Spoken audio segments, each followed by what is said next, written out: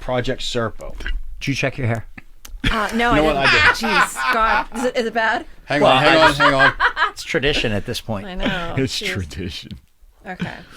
Hang on, I gotta look at mine too. That's good. Okay, I'm ready. Ooh, I look fluffy. Oh, wait, the glasses. Let me see you. I like that. All right, James, give me one that you're actually looking. You look like the Nazi guy from fucking Indiana Jones. You know, with your that's face. a great call. That's a great call. Hello, you're listening to the Eric McKenna Project.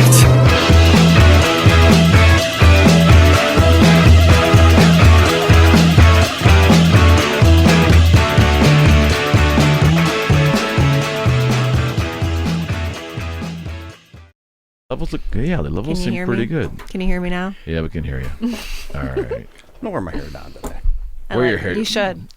What was It's that? a big exexecutive decision, Fred. You need to do it. I mean, it's like no hair. The whole room smelled like Pantene when I came in. Fred was brushing his hair. I was like, geez, it smells like a salon in here. Pantene. It's fantastic. Fantastic. Fantastic.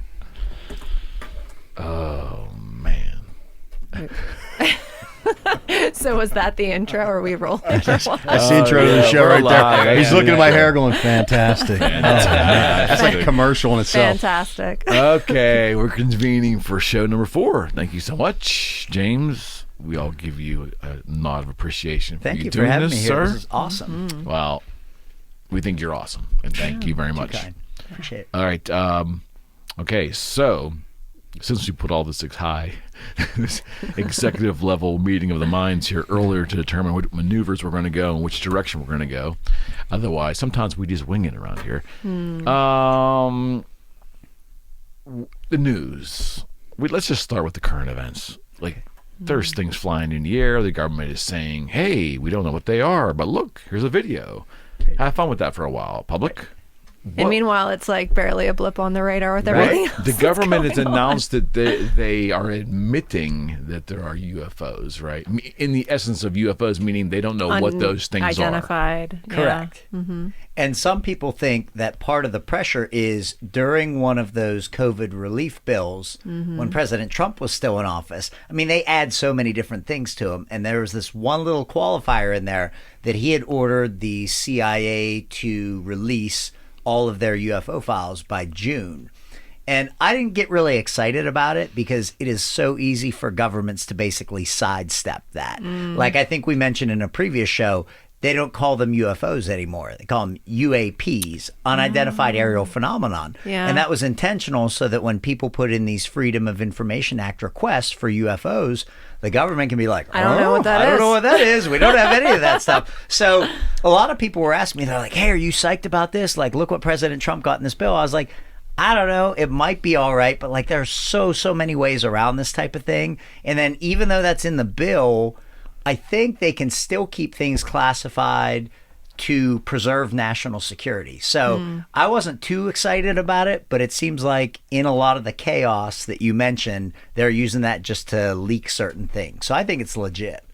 Okay, so did this start about a year ago with, was it with that Tic Tac video that was popularized on Rogan and Lex Friedman, some other podcasts? Fravor, it's Commander Fravor, right? Yes, I would say the significance about the Tic Tac videos is that's the first time that a branch of the military has actually released something themselves. So there are other things that have come out through the military, through the space program, but usually it's inadvertent and leaked. And so it seems like this was actually intentional. So there are 3 different videos, and skeptics have attacked it, but in all 3 videos, it certainly does seem to show objects that can outmaneuver the F-18s that were pursuing them. So, okay, skeptics detract it. Yes. In how can you take someone like Commander Fravor and poke holes in that? Doesn't he like kind of not have any kind of history of having any sort of interest in any of the, you know what I mean? Like, isn't he someone that was basically just he appears unapproachable. Well, that's what I mean. Like, he's not someone that's like been like touting UFO stories. So how are they up detracting until- from his story? Well, I've seen different things thrown out, like it was actually birds, which I don't believe at all, or it was Birds. just another airplane. But the significance, too, is because the audio is included in most of the Tic Tac videos, you can hear the reaction of the fighter pilots. And these are experienced pilots. So Bingo. if they're seeing something highly unusual, you know it's actually unusual. What I've found is anymore, you don't even have to actually disprove something. It's just adding just the slightest shadow of a doubt. Because I think with the advent of the internet, that really took the deep state by surprise. That took intelligence agencies by surprise because they couldn't really keep things entirely under wrap anymore. It's almost like a genie coming out of the bottle. Like once the genie's out, you can't put him back in. So I think the way around that has been just flood things with disinformation. So the genie's out of the bottle, but make people second guess themselves. Is that really a genie or is it something different? Because they know even if they take videos down, at this point, people are saving them, they're reposting them. And so they just get enough doubt out there that for a lot of people, once there's just an inkling of doubt, their skepticism kicks in. They're like, well, yeah, it's probably nothing. And then they just move on with their lives. That makes a lot of sense. Yeah. So even though the bird explanation, the enemy fighter jet explanation are pretty easily debunked, it's enough for a lot of people just to lose interest then. Well, and it's funny because I feel like there's just so much other high level, like attention grabbing things that people are just like, oh yeah, UFOs, whatever. Like that's been such like a like kooky, like out of left field subject for so many people for so long that it's like, oh yeah, Mork and Mindy, freaking, whatever, like Star Trek, whatever. And then they just jump right into like, other current events. So What did you see? One of us made a comment, I think, before we went on record here about that it's a diversion tactic. I mean, because there's so many crazy things happening things the past going on. couple of years, right? Yeah, I had seen that on Twitter, and whoever tweeted it basically said, I think it was in 2020, they're like, 2020 is so nuts. The government basically just admitted UFOs are real and nobody's even paying attention to it. But, it's interesting. You can go different directions on it. Some people think that this is gradual disclosure. And so the analogy, I don't know if I used this one before, is you can't just reveal everything at once because people wouldn't be able to handle it. Right. And the analogy that they actually use for this is researchers studying mountain gorillas. So some of these mountain gorillas are in areas that are so remote, they've never even seen a human being before. Okay. So if researchers would go right up to them, they would just be killed immediately. The gorillas wouldn't be able to handle it.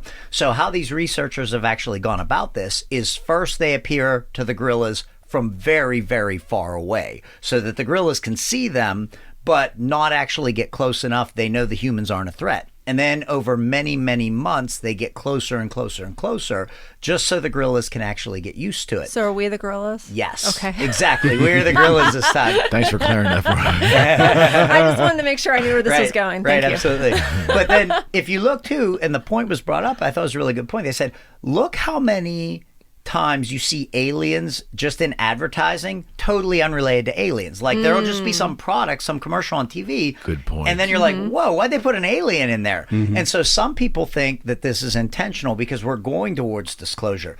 But then I've also seen people argue, look, there's never going to be disclosure unless we push for it because knowledge is power. And this is basically a secret. And people who know the secret have the power. So why are they going to willingly give up any of that power? So for a lot of decades, people thought disclosure's coming, disclosure's coming. They always talk about which president is going to be the disclosure president. But now even a lot of longtime believers, I've read a couple books, they're like, look, it's probably not coming at this point. So unless we as the public kind of energize and rally around it, they're just going to keep it a secret. The analogy I give to my high school students, I'm like, look, think about any time that you told your parents a lie and you probably thought, all right, I got away with it. I'll come clean to them. And then you never do. And like that happened to me. Like I was a little bit bad in high school and there's one really, really big lie I got away with my parents. Totally free and clean. I was like, all right, when I get to college, like I'll totally tell them. But then I was like, well, like I still live with my. This long. Yeah, exactly. So like even as an adult, I'm to the point now. If I told them, it would really hurt them that I kept it secret that many decades. Gosh, so, I hope they don't listen to this. Right. Sorry, Mom. Yeah, really. But if you've been keeping this secret for 70, 80 years, Yeah. even worse, if you have governments of the world that already have agreements with these civilizations, and then you told everybody, people would be furious about it. So some people think there's So never you're disclosure. saying they're managing the reaction.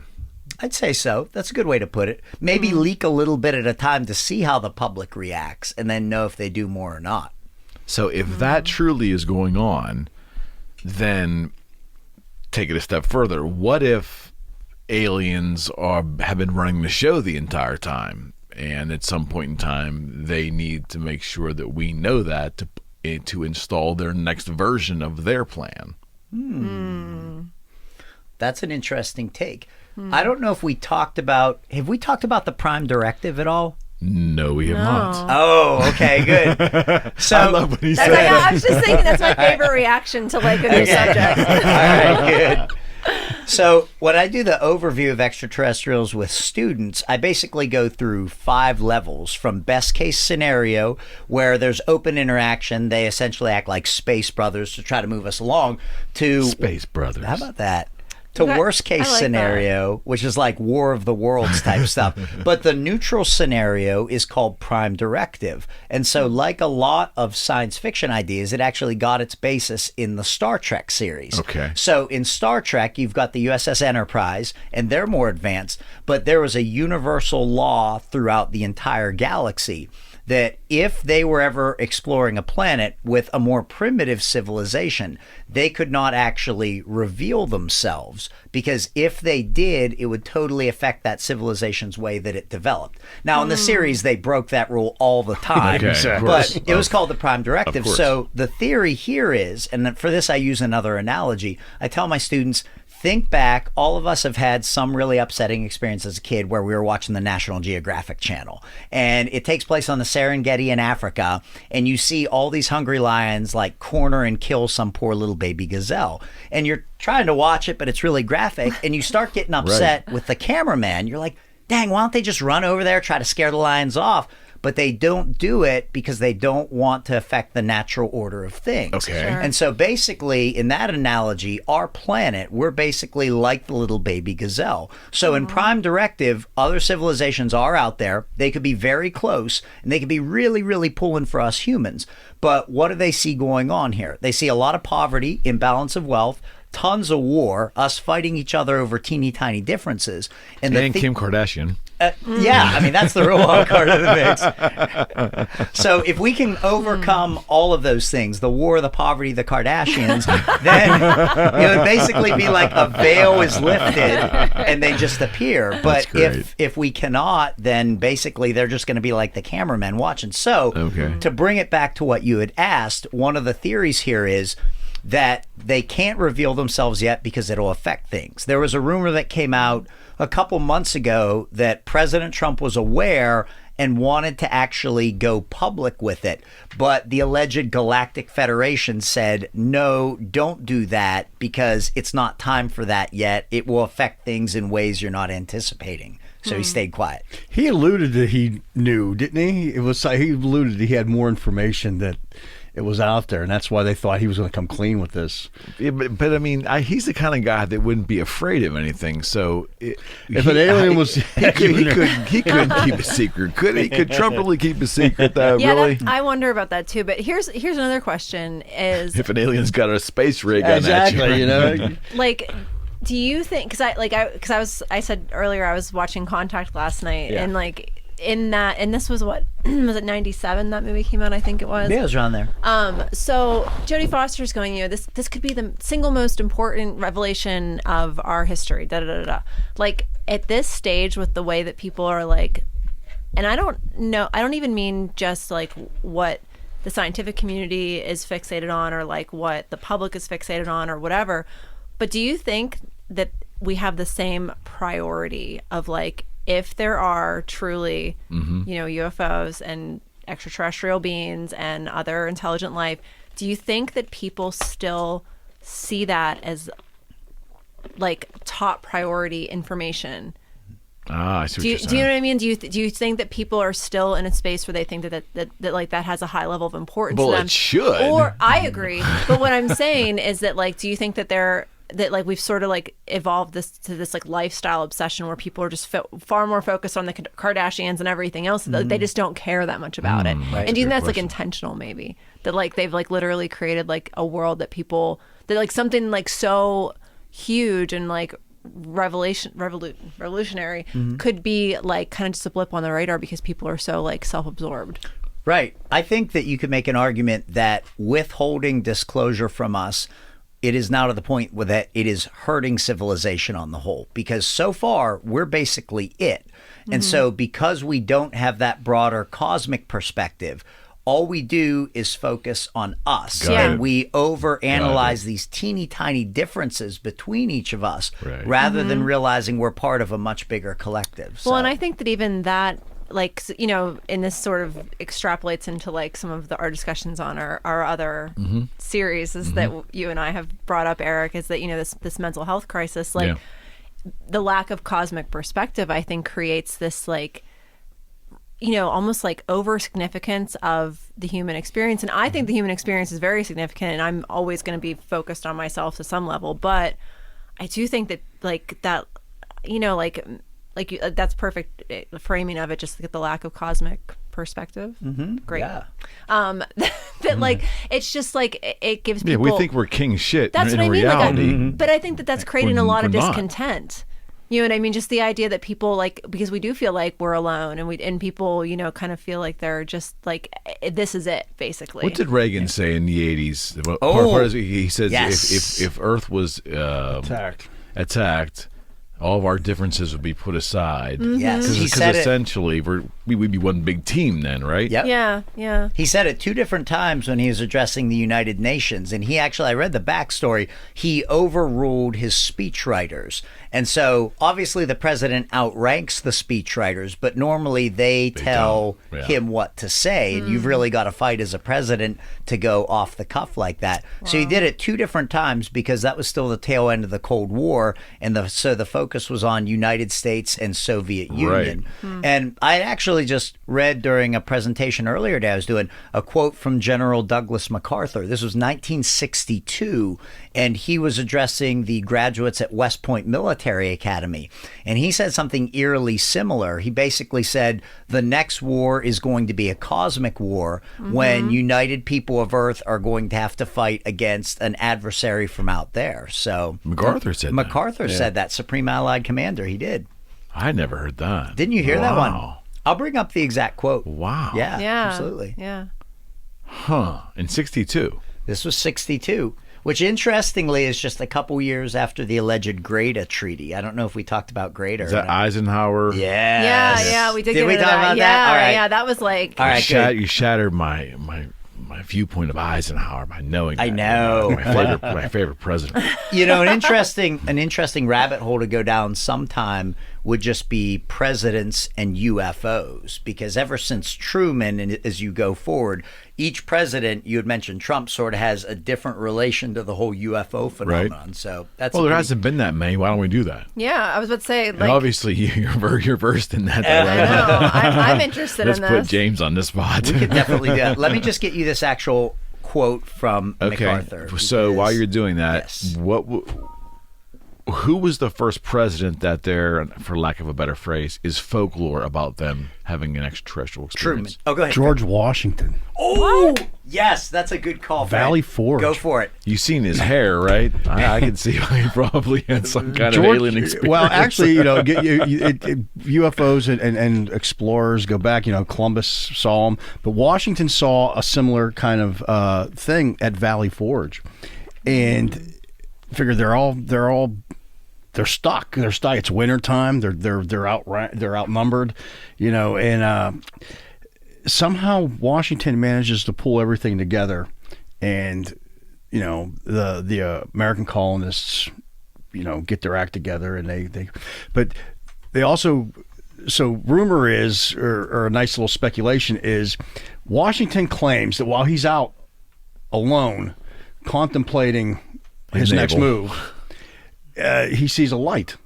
Okay. And so it's like an early report of a UFO.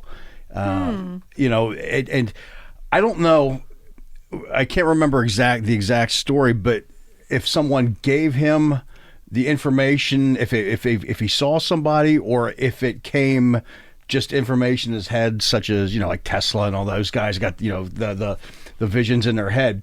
But he was able to get everything to see clearly after seeing this light, this UFO, this being, or whatever it was. He was able to rally and take up his next, you know, Washington wasn't a very good general. He had a lot of defeats. Okay. And that goes all the way back. But somehow he was able to, after this UFO encounter, he became a pretty decent leader.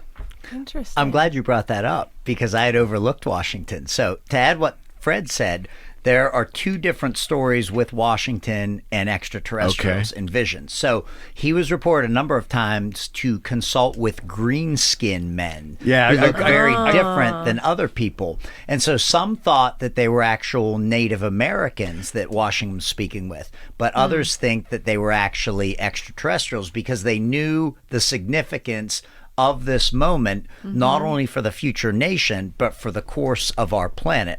So that was the green-skinned men. Okay. And then I actually have, because I did a presentation this summer on it, I have Washington's 3 visions at Valley Forge. Awesome. Oh, wow. And they're nuts. Okay. So, Wait. The 3 visions? yes. Did he, like, See, this is stuff that- They didn't teach that to me in grade How did he school. document these? Like, how were they documented? That's an excellent question. So, go ahead, Fred. It's his diary, right? He wrote it out. Well, sort of ish. So the visions actually Sort of is.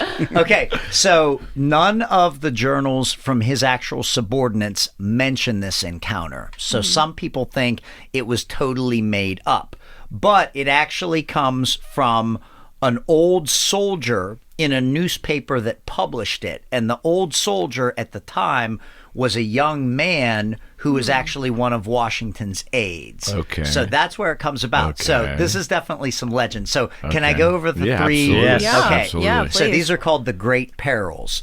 So the light comes down, it ensconces him, and he sees 3 future visions of America.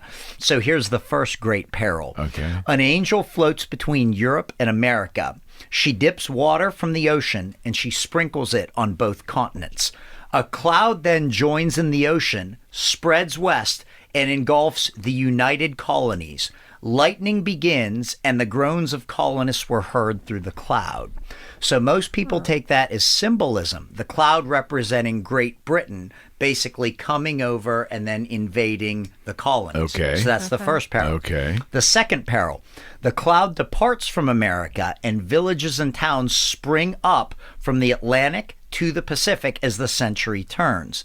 But then a specter came from Africa, setting inhabitants against each other. An angel descends with a crown bearing the name Union, setting a flag amidst the divided nation and reminding them that they were brethren. Inhabitants threw down their arms, ending the war. Now, here's the significance about when this was revealed. You listen to that, you hear Africa and you hear the word Union, you're like, oh my gosh, that was a prophecy foreseeing the Civil War. But this newspaper does not actually come out until 1859, which is right around Civil War time. Right. So skeptically, you could say, well, they already knew about the term union. They knew, they could see what was going to happen. So that's the second great peril. Now, the third is the most fearful great peril. And there is still debate about whether this has already happened or whether it foretells our own future. So the cloud forms again over the continents where the angel sprinkled the water, Europe, Asia, and Africa. The clouds then merged into one, and America was invaded by armies and navies from around the world in this great dark cloud. The United Colonies were on the brink of defeat until a legion of angels descends from the heavens to turn the tide of battle. The country recovers, villages and towns spring up again, and the Republic was never again defeated. And once again, the angel emphasizes the word union to Washington. So some people see that as analogous to the Japanese invasion of Pearl Harbor and basically World War II. Other people think if the vision is real, that that hasn't actually happened yet. Because we've never been invaded. Right. Yeah. We've been attacked. We haven't been invaded, right? Because So- Pearl Harbor was an attack. But it wasn't like It mainland. wasn't an invasion. Yeah, but were these vision like? Did he like basically state this as having like kind of like an actual vision, or did he state this as having like been told to him by an angel or by like an alien? He was told in the vision Okay. by the angel. Yeah, he was engulfed told. in the light. Okay, got it. Okay. And so this is revealed in the newspaper in 1859. Now, the Civil War doesn't start until 1861. Right. But Okay. Right. still pretty interesting. Huh. Yes. So Washington's the first president. Yep. Great call, Fred. Great call. I would have overlooked that one. And between him and Truman, there's no recorded issues of other presidents, incidents of other Well, presidents. the founding fathers, most of them believed in the reality of life on other worlds. Okay. So, but I would say, How do you know that? Like, where's because if you actually look in some of the writings, like even a lot of their secret meetings, Okay. they would have intellectual meetings, men of science, and they would throw their ideas out there. Okay. So like the founding fathers, we had Jefferson involved, we had Benjamin Franklin, Franklin, yeah. and some of them were Freemasons, some were not. Franklin was, Jefferson was not. But they just had meetings where they would kind of throw out these ideas. A lot of them were very far ahead of their time. So pretty consistently, the founding fathers did believe in life on other planets because they took a lot of their beliefs from the Greeks and the Egyptians. They were trying to base the United States around that, like a Okay. new Roman Empire. And Okay. so, yeah. okay? Okay. I mean, like President Taft. I mean, he didn't say he didn't, He didn't seem like a super he didn't spiritual do much dude or- anyways. But, but like Harding, they didn't Well, let's see here. Taft's the one that got stuck in the bathtub, right? I think so. Okay, all right. Taft was a large man. And then is Harding right before It Truman? made me spit out my coffee. I don't think about Harding except I think it was the Seinfeld episode. They were like the Harding boys or something. Like George was saying there was a particular group in Oh! his neighborhood that was lit after a president or something. What was it? Because they flashed was it the Buchanan boys? The Buchanan boy. Yeah, I remember that. I do nothing president, but I'm saying there's so much. I mean, that's a big gap to go from to Truman to, because that's a big gap.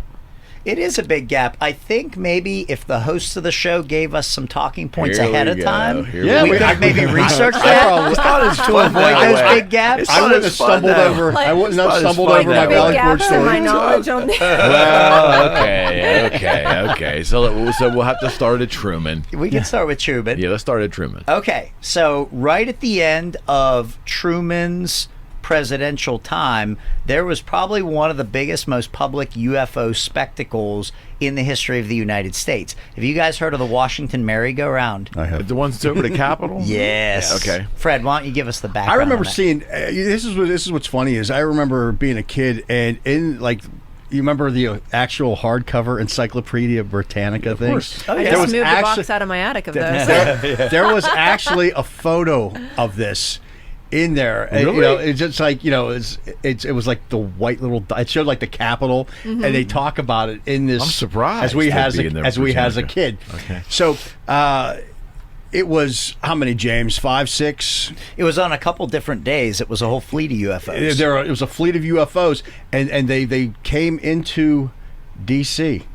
and it's a mass sighting. Is it over the Capitol or over the White House? It was, yes, to both. It was in the restricted It was airspace. restricted airspace Over both. So nobody flies there. Like if a commercial airliner goes in there, it gets shot down, except on September 11th, but that's another story. So nobody flies in there. And on a couple different days, I think it was early July of that year, the UFOs went into the area. 3 different radar stations around DC picked them up. They scrambled fighter jets. Every single time the jets went to the air, UFOs disappeared from radar. They're gone. The jets would patrol empty airspace. They would finally run low on fuel. They would land. As soon as they land, UFOs appeared in the sky. So this basically went cat, mouse for a couple different days. One pilot actually had the UFOs swarm around this plane. And so in a panic, he's radioing back, they're all around me, what should I do? And at the control towers, they're just like, like they didn't even know what to do. But so this was actually the biggest press conference since World War II, because now the government had to do something. They were right over our nation's capital, and they basically dismissed the entire thing as a temperature inversion. Yeah. What is that? Great question. Glad you asked that. My meteorology background here. So warm air rises, but a temperature inversion is where basically a layer of cool air gets stuck above a layer of warm air that's trying to rise through it, and it can't. They can be very, very dangerous in cities because it keeps pollutants trapped really, really close to the ground. So the government claimed, and you can see the press conference that was videotaped at the time, that basically this temperature inversion was causing what they call ground clutter, and 3 different sets of radar operators were mistaking cars and buildings and trees, the radar hits from that, as actual objects up in the sky. Now keep in mind, this is like, what is this, 1952. So World War II only ended a couple years earlier. Patriotism is sky high. Nobody is second guessing the government on anything. So the media just kind of dutifully takes it down, and that's what it was, temperature inversion. So that happens right at the end of Truman's tenure. Okay. So he would be the first. I mean, obviously, like you said, that's a no-fly zone. But there was there was numerous. Yeah, anything that's in there is not normal. Correct.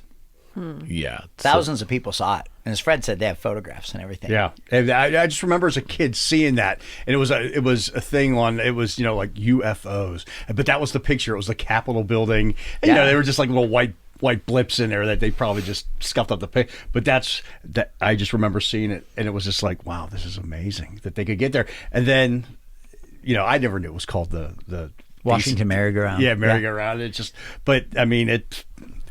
Okay, so they were able to get there. So it was Eisenhower after Truman. Yes. Okay, so Eisenhower gets the office. And real quick, if we can step back for 1 sec, the DC merry-go-round is not the first mass UFO sighting over a major American city. Have we talked about the Battle of Los Angeles? And I don't mean the Rage Against the Machine album. No, I think we probably mentioned we've seen it on documentary, but we did not go into that. No, we didn't. I'm not familiar with this at all. Oh, that's exciting. Yeah. Okay, so 1942. Same era. No, before Truman. This is World War II. Yep, World War II. So 1942, Japan has just had the Pearl Harbor invasion a couple months earlier than that. So war nerves are at an all-time high, especially on the west coast of the United States, Right, because for they're sure. fearing an imminent Japanese invasion. And so one night, a fleet of slow-moving lights is seen over Los Angeles. Assuming they are attacking Japanese Zeros, all the Coast Guard batteries up and down the coast all open fire. So they fire thousands of rounds up into the air at these things. Spotlights converge on them. They're shooting thousands of rounds up into the air. Is this over the ocean or just over Los This is Angeles over the city. This is right over the Okay. city. They came in from over the ocean. It's right over So LA. if you're just help me out with some physics here real quick. If you're just like shooting bullets up into the sky, aren't they going to come down eventually? they That's always been I don't understand all that. I don't They either. are. In fact, a couple people actually died that night, Jeez. not just from heart attacks from the intensity of the firing, but when that shrapnel actually came back down to the ground. bet. Oh my God. And there is, for anybody listening at home, there's a fascinating picture out there. It's a real picture. It's never been disproven. Fred, you want to show the picture? I know you know it. I know the picture, but I don't have it. I don't have it on me. I know. Just like, can you describe it while I'm looking up for Julia? So check it out. Okay. It's all the spotlights shooting up to the sky. All right. And you can see like tracers and stuff like that, but there's like clouds. But it's a famous picture of what they're what they're shooting at in the spotlights, and it's an awesome shot. What is it? What are they? Was it visible? I've got the picture right there. It looks like a classic. Who didn't get that TV in here for this? I show? know. I know. See? Here, guys. There you go. My iPhone 6S. Check it out. So check this out, Eric. Crazy. I love this picture.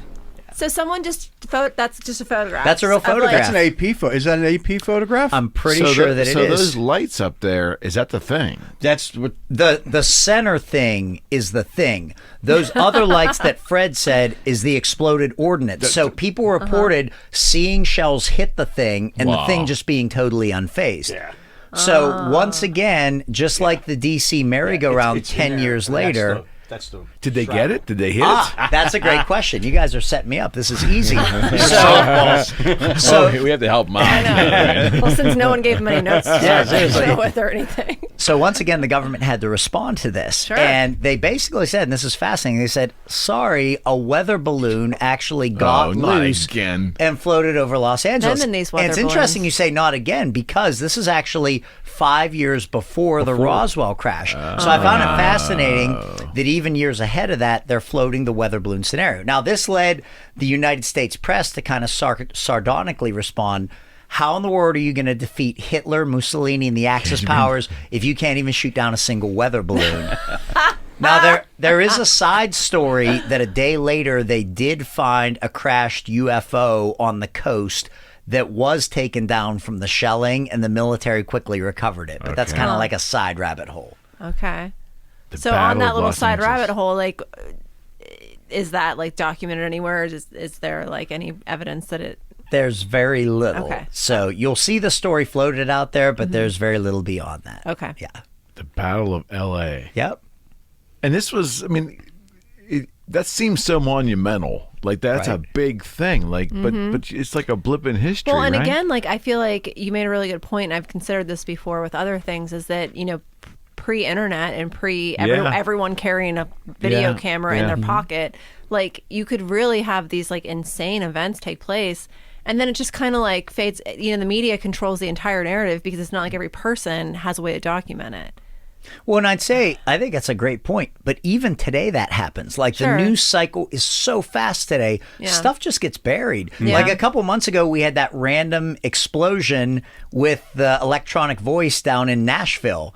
And that was nuts. And then it just disappeared. Or Yeah. years before that, we had the Vegas shooting where they never really came up with an answer for that, but it just gets buried and Yeah. goes You mean away. the one where the shot the country music crowd? Yeah. That was the Vegas Vegas one. The Vegas yeah. one. The Nashville one. It was Nashville, right? Yeah, it was Nashville. Yeah, Yeah. where basically that RV, they said it was an yeah. RV, basically had this computer generated voice, everybody evacuate the area, evacuate. Yeah. Then the whole thing explodes right by one of the data tabulation centers Yes. for ballots for the election. And it's this crazy thing. Like you could have called it a terror attack and it was news for like 2 or 3 days, then it just kind of goes away. And so then years later, like, hey, that was nuts. Like, what happened with that? So Yeah. Well, I thought you made a great point, but like even today with everybody having phones, like they can still bury what they want to bury. Sure, and I think you make a good point too with like the idea of like creating all this like whether it's misinformation or just extra information. We're so inundated. Extra information. Yeah. Well put. Yeah, well, that's what I mean. Like we're just so inundated with like data constantly being thrown at us that's really easy, like you said, just to bury something. If you don't like the idea that something might make like a little bit of a stir, you can Yeah. just throw a whole bunch of other stuff on top of it, and all of a sudden it's like, oh, what was that? I don't remember Exactly. that. James, a little aside, I want to go back to Eisenhower, but a little aside would be to piggyback on what you just said. The powers that be now must have a more difficult time today controlling narratives than they did 30, 40 years ago when the news was being delivered by 3 major networks. Yep. And there wasn't cell phones. Things moved slower, essentially. I mean, but now everything's instantaneous and it's coming from all angles. Like it must be harder now to control narratives. Or I would say yes and no. Okay. So on the yes side, a couple times I met Philip Corso's grandson. He's a very cool guy. His name is Nick. And one thing he told me, it always stuck with me. He said they never saw the internet coming. He said they did not expect this. They are still not quite sure how to actually deal with Wow. it. So all of the simultaneous sharing of information. But I would also say no, because during that sort of golden age of media, there were hundreds of independent media outlets here in America. Today, since bigger and bigger conglomerates have bought them up, there are only 3 or 4. So Okay. basically, all those different outlets are owned by 3 or 4 places. And Okay. to really get an eye-opening look on that, just go on YouTube and find some of the synchronicity in the media where you see every single news station carrying the same exact script. Like there was one You mean like our politics? Yeah, exactly, right? There was one about, it's funny, there was one about just the Easter Bunny. Like, you know that throwaway story at the very end of the news that was about the Easter Bunny? Yeah. People were taping media outlets all around the country the same exact story about the Easter Bunny. Or then one was media outlets around the world were talking about the dangers of fake news. And they all said the same line, this is extremely dangerous to our democracy. And so people compiled all this together, and it's really wild how they do it. They'll show a couple, and then they kind of do a Brady Bunch thing where they zoom out. Oh, wow. And then you've got like 20 of them, and they're layering all the sounds over top of each other. So they're all speaking it in unison. So it looks very damning. But then skeptics come out and they're like, well, you know, these media companies, they're so big, they own all these places. They just kind of give them the stories that people repeat it. But so to your question, it was a great question. I would say both yes and no. I think they have the ability to amplify something a little bit more now, like in a more immediate sense. Like if they want to get a line like that out there, it's like, oh, okay, we've got like all these touch points that we can just kind of shift it out to. Sure. And here's the tagline and make it go viral. Like, I know, did you guys just see the heat that CNN came under for that Project Veritas bombshell? So let's talk about that. I briefly saw it. Are they under heat for their litigation against James O'Keefe, or was it this now a new revelation that O'Keefe came out with? I think it was basically the O'Keefe video footage. Okay. Do you want to go over that? Yeah, let's do it. Okay, you go for it. I can't. Oh, okay. I'm lost. So long story short, I know of it. I don't know any details. Well, this has happened to CNN a couple times. Well, they don't like O'Keefe because O'Keefe. Let's explain to the audience. O'Keefe is Project Veritas is a conservative leaning, expose. There you go. Yeah, entity, right? Yeah, it's good. So a number of different times, a lot of these networks, especially to CNN, some of their producers are just like out at a bar and they get a couple drinks in them. And guys, a couple years ago it was released. No, this one just came out. Okay. Like this I is a saw big the deal. One a couple years oh ago. no, this one just came out. It's Okay, big. okay, And so okay. the guy gets a couple drinks in him and doesn't realize that Project Veritas has like a hidden camera on them, which, you know, morally, I love that shit. maybe a little bit sketchy. Yeah, but I mean, we're in a morally sketchy time. So. We are. You're right. But basically, just he's like, you know, we attacked President Trump because we were told to attack him. And then, you know, this conservative congressman now is out. I think it was Matt Gaetz. He's like, you know, if this guy keeps pushing what he wants to do, you know, that's not going to look good for these people. So we basically have to attack him now. And basically, he just reaffirmed what a lot of people have sort of been suspecting about the media for a really, really long time. Like, it's no longer objective journalism. It's basically, this is our agenda. Right. Yeah. Go after this guy, coordinate It's a attack. tool. What's that? I think the media houses, especially now, they may have always been, but they're a tool from those with influence and power. Oh, absolutely. I think the United States learned a great deal from Goebbels and the Nazi ministers of I was going propaganda. to say, yeah, from Nazi Germany, yeah. Because if you actually look at what they did, their strategies are very, very similar to what you see in the media today. I've been saying that. Yeah. And during the Nuremberg war crimes, I think when they had, was it Goebbels? I think it was Goebbels, the one that was caught. They basically had him on and they had asked him, how did you actually get all these German people behind this? Like, how did you get everybody behind the mass extermination of entire races of people?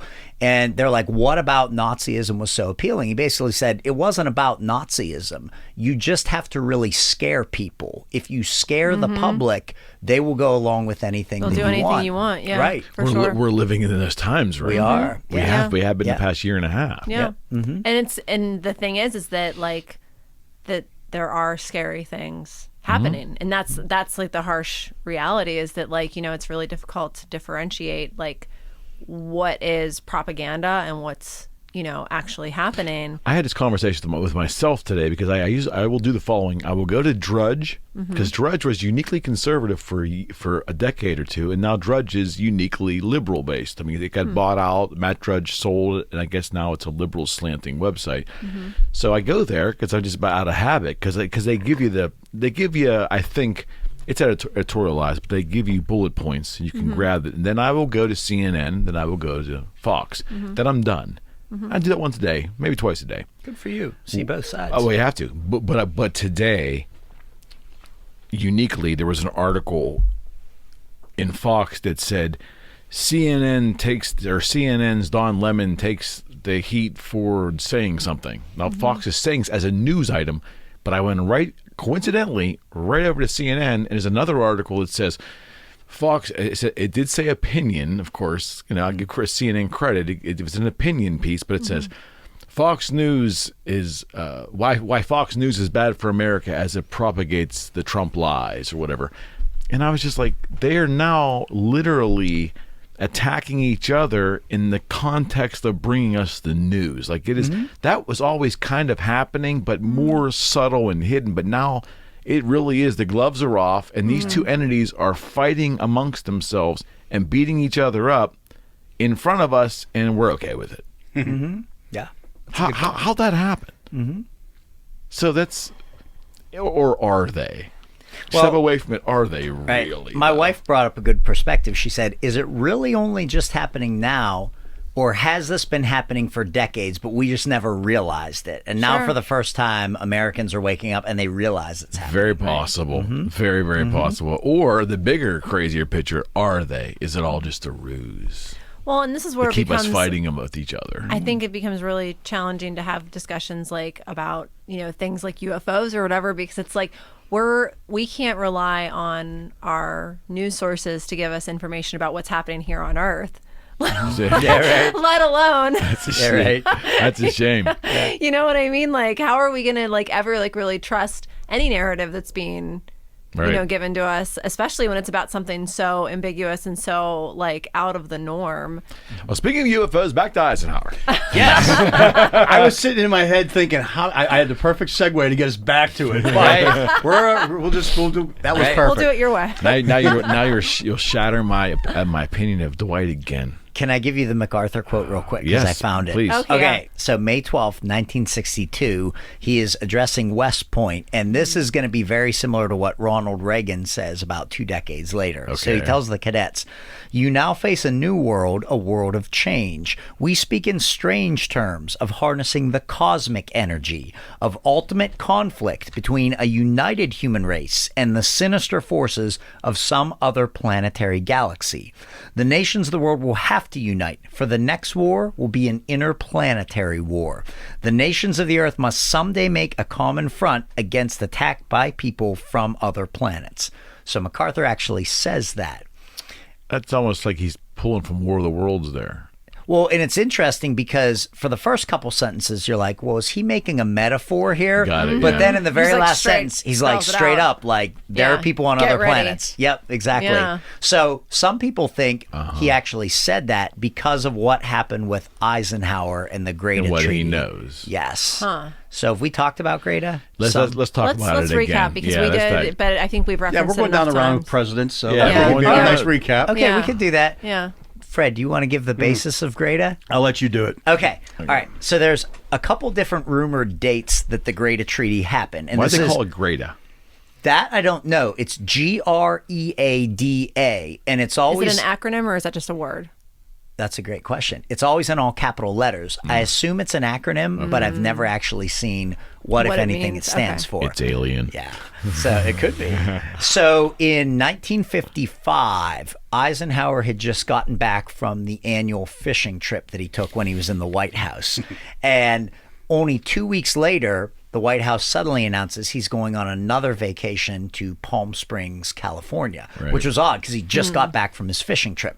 So he goes to Palm Springs, California, and while he is there, Ike goes totally missing, goes AWOL for about 48 hours, which the Secret Service wasn't what it is today. But still, when you lose the president of the United States that's for unheard like of. 2 days, that's a really, really big It's a deal. long time for a right? president. So when he finally resurfaces, they said, oh, the president had to have emergency dental work done. He's totally fine now.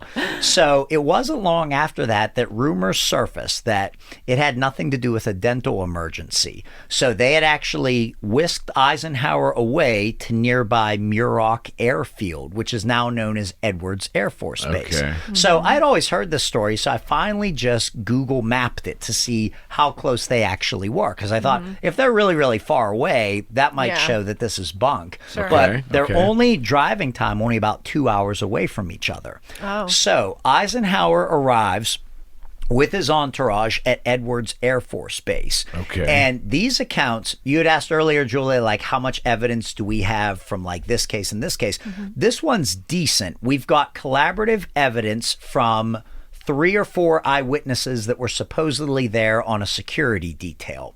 And they claimed that, this is right during the daytime, 2 UFOs came in over the runway.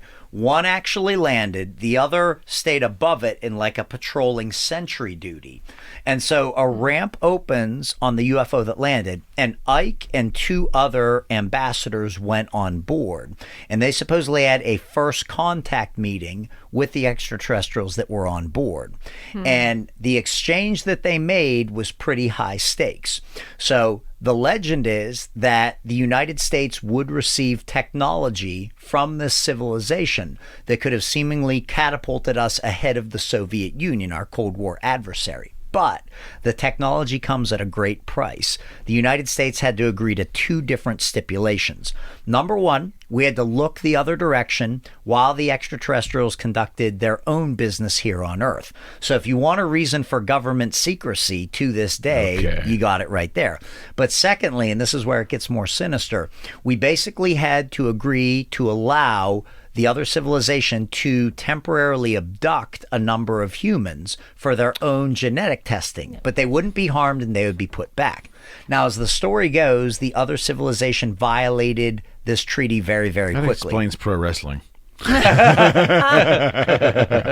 kidding. I'm sorry. I love pro wrestling. I'm sorry.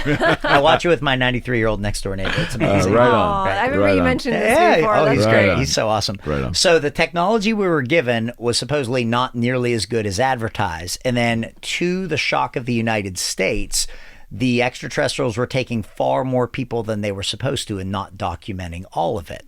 Now, there's numerous side stories to Greta, and one of the side stories is kind of interesting. Supposedly, this was not Eisenhower's first meeting with another civilization.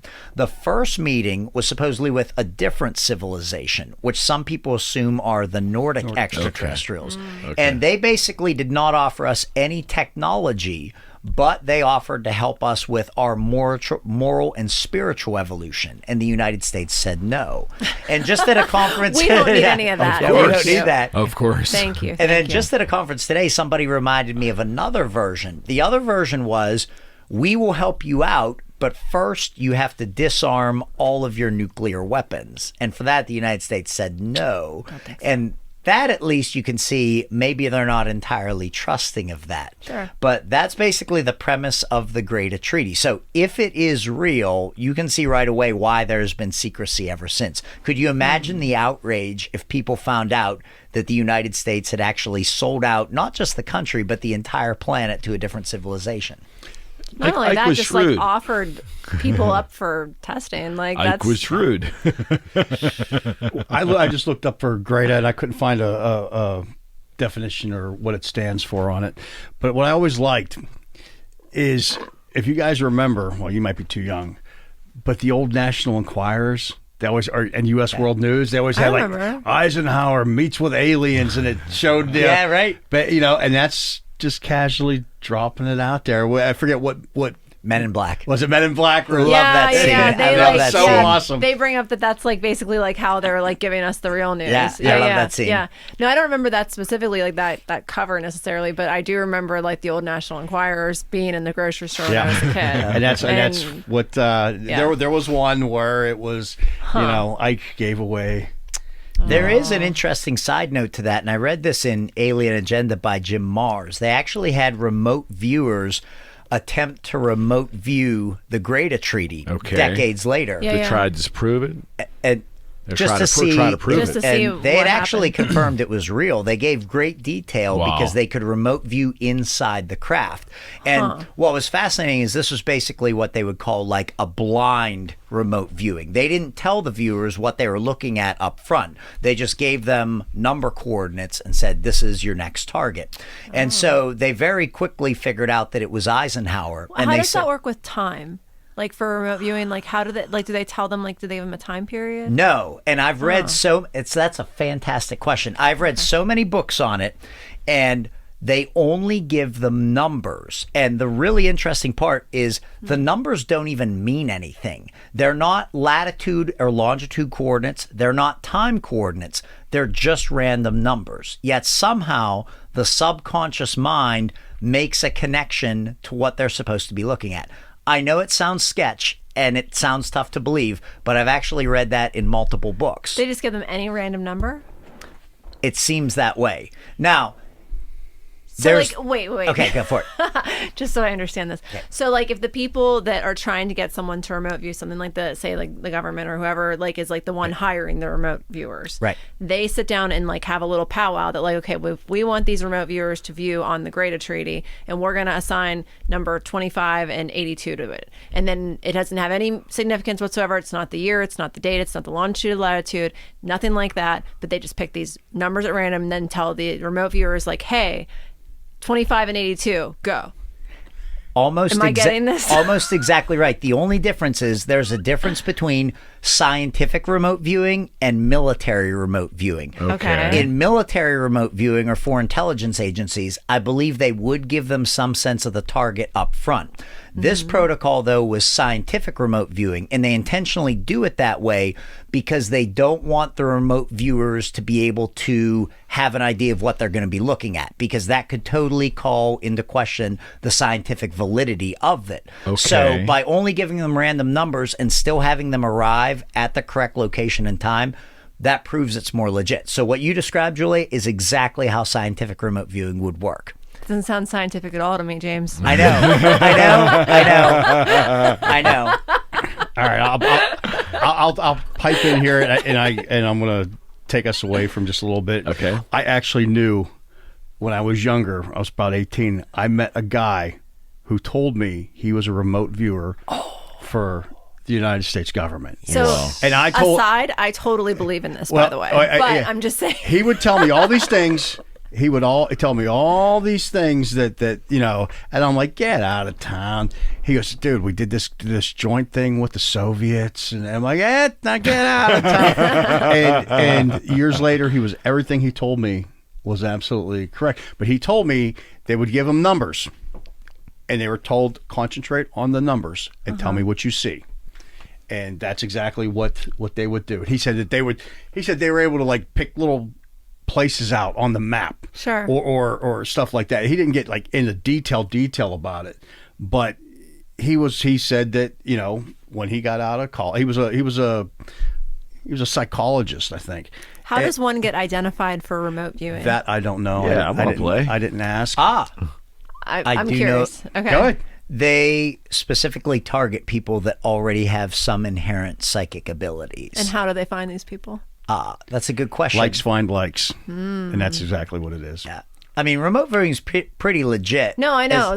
I'm I'm just Right. curious, like, I guess, like, and I mean, you know, hey, there's tons of like, you know, stuff like this. And it's like, okay, how do these things like start? Right. You know what I mean? But it's like, I'm curious, like, okay, like, there's like, I picture like a government, like, you know, like room where there's like, you know, a conference table and everyone's like, okay, like we have like this project we're getting ready to start. Right. Like, who's going to be the guy or who the girl or whoever, you know what I Right. mean? Like, how do they go about like contacting these people, Right. identifying these people? Well, interestingly, I can give some background to that. Two of the most prominent scientists early on were named Russell Targ and Hal Puthoff. And they weren't government, but the government would subcontract through them. And people could actually essentially go and sign up if they wanted to try to be remote viewers. They had a course on it.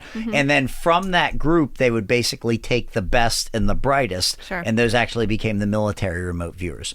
The one quick story I had is when they remote viewed the Great Treaty, they said they saw a man that they later identify as Eisenhower going onto this ship with 2 other men and sitting down in these little chairs across from what appeared to be the impression of gray extraterrestrials.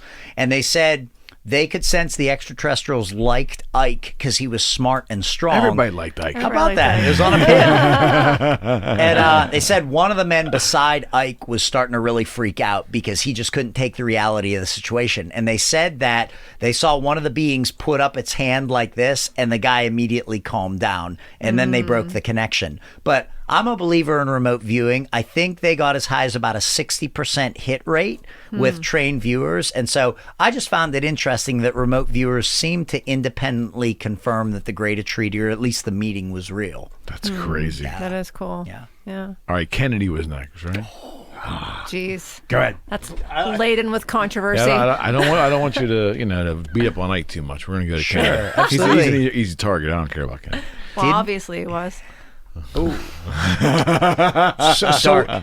with Kennedy, there's some speculation. That's terrible. Jerry, that'd be a Jerry. That should have came from Jerry, not you. So Jerry and I, side note, were Maryland and JFK for Halloween a couple years ago. Okay, and well, I think we pulled it off It pretty all well. makes sense. Yeah. Good.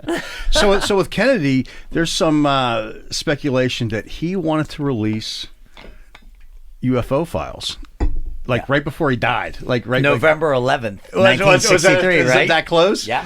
So and then all of a sudden, really? yeah. Yes. He wanted to come clean with the public. So we wonder who the first guy would have been. It would have been him had he gotten to a second term. But that was one of the stories that he wanted to let. He wanted to release. That would be a president going rogue, huh? If one of them did that. Sort of. There were 2 different stories around Kennedy. Fred's exactly right. He did want to release that, not as much for the benefit of the American public, but Kennedy and Soviet Premier Nikita Khrushchev were both concerned about a UFO inadvertently triggering nuclear war. So a UFO shows up in our airspace. We assume it's actually a Russian bomber. We launch ICBMs at Russia, nuclear war starts. So not only did he want to openly share those documents with the Soviet Union, but a lot of people don't know, even though Kennedy is synonymous with pledging to send a man to the moon, he actually was hoping that the Soviet Union would jointly explore the moon with us. He actually made 3 different overtures to Khrushchev and basically said, hey, instead of racing each other, why don't we combine our resources and go there together? And Khrushchev had basically rejected them. But years later, I think his son was interviewed and said, if my father realized how serious the president actually was about it, he would have taken him up on it. So one of the side stories about the Cold War, and I hope this isn't insulting to any of our listeners who actually lived through it, but some people believe that a lot of the Cold War was not actually real, like it was a diversion, because at the time, so we're talking late 50s into the early 60s, during their early reconnaissance of the moon in preparation for landings, both the United States and Soviet Union both photographed irrefutable proof that there was another civilization either in the past or very much active on the moon. And so a lot of people think the Cold War is basically a distraction to try to make people think the US and Russia are against each other, when in reality, behind the scenes, they're working together. Because just as Reagan said, they realized somebody else was out there, and then our commonality as humans really started to tie us together. So wait, they saw evidence on the moon to suggest that there was. Oh, yeah. That's a whole different show. Now, if we had a TV screen, If we had some type of TV, That's I'd episode great 5. visuals. That's episode 5. Because I love I love that topic.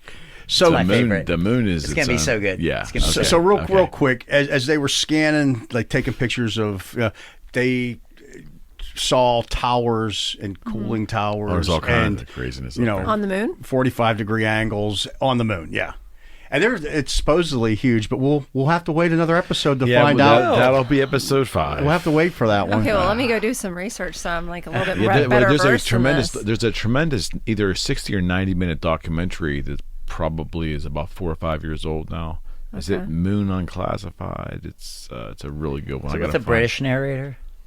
Yes. Okay. Because if there is, I'm in. Right, exactly, right? Immediately. Hello. Sucker for an accent. What can I say? Do you do the voice at the beginning of your... No, I do not. Who That's a does British that? actor. That Is does it for really? me, You got a yeah. British actor to do Yeah. that? Yeah. Because I it wanted to sounded... get Johnny, but he never responded back. If you're out there, pal. It sounded so, no offense, it sounded so overly British. I actually thought that was you trying to do a British impression. It's a British guy. He's Wow. a voiceover artist. And I asked for a London accent, a Cockney London accent or that's something. kinda Cockney. I don't know what that was. It's great. It wasn't very what I exaggerated. wanted. You But can't change it now. No, I it mean, is like, now. I hear it and I'm like, okay, I'm in. Yeah. Right? She hears it and she knows she's in. Yeah, it's time. It's time to go. Okay. So the other angle with Kennedy is Project Serpo. Have we talked about it? No, I don't think so. It's ringing a lot of bells, but I don't know where they're coming from. Not on this show. No, I know. Fantastic. I'm But just it's ringing saying. some bells for me too, but I don't. Okay. Yeah. I think we have talked on it, but you got to just keep Well, that was a while going. ago. That's so good. So this is a bit of a story. Usually now on the show is when some people need a bathroom break. Yeah, let's do we that. need? Okay. Yeah. All right. Okay. I sensed it The was old coming. ladder. Just, All right. it all runs together. We're all empty. We all peed. Okay. We're back in business. This hour brought to you by Heineken, non-alcoholic. And 0-0. And for the alcoholics, bourbon. Sorry, Cass. I couldn't stop them. hey, we've got like another week before our next SWAT episode. You can exactly right. replenish. Now the show's really going to start to get real. Oh my God. Okay. I'm ready. All right. So the other Kennedy story is pretty juicy. This rabbit hole is deep. It is called Project Serpo. Are you all familiar? No, No. I am not. No. Okay, No. awesome. No. So this program allegedly ran from 1965. Kennedy was already assassinated, but the story goes that he gave approval for it the whole way up to 1978. And so this was an alleged exchange program that the United States had with an extraterrestrial civilization called the Ebens. Now, here's the backstory to it. This all starts to leak out in 2005 when a user simply going by Anonymous starts posting to an email discussion group led by a man named Victor Martinez. So Anonymous seems to have a whole lot of information, and his or her fame and notoriety grows very, very quickly. It eventually leads to 76 disclosures about this U.S. exchange program. You can still go to the website today. I have read all 76 disclosures. 76 disclosures. 76 of them. Oh Now, my they gosh. are highly detailed, but I will say from a skeptic's standpoint, despite a great deal of information, there are very few actual photographs from this team. There's only one or two, and the photographs that have been released, some people think are actually hoaxes. But let's digress. Okay. So, according to the legend, President Kennedy gives permission for this exchange program. Now, me personally, I'm a little bit skeptical about Kennedy's inclusion because of what we talked about before break. He seemed to be very, very pro-disclosure. So the idea that he would then turn around and secretly give Got it. permission for this Yeah, I got it. seems a little contradictory Got to it, me. okay. But how the story goes is there was one survivor of the Roswell crash.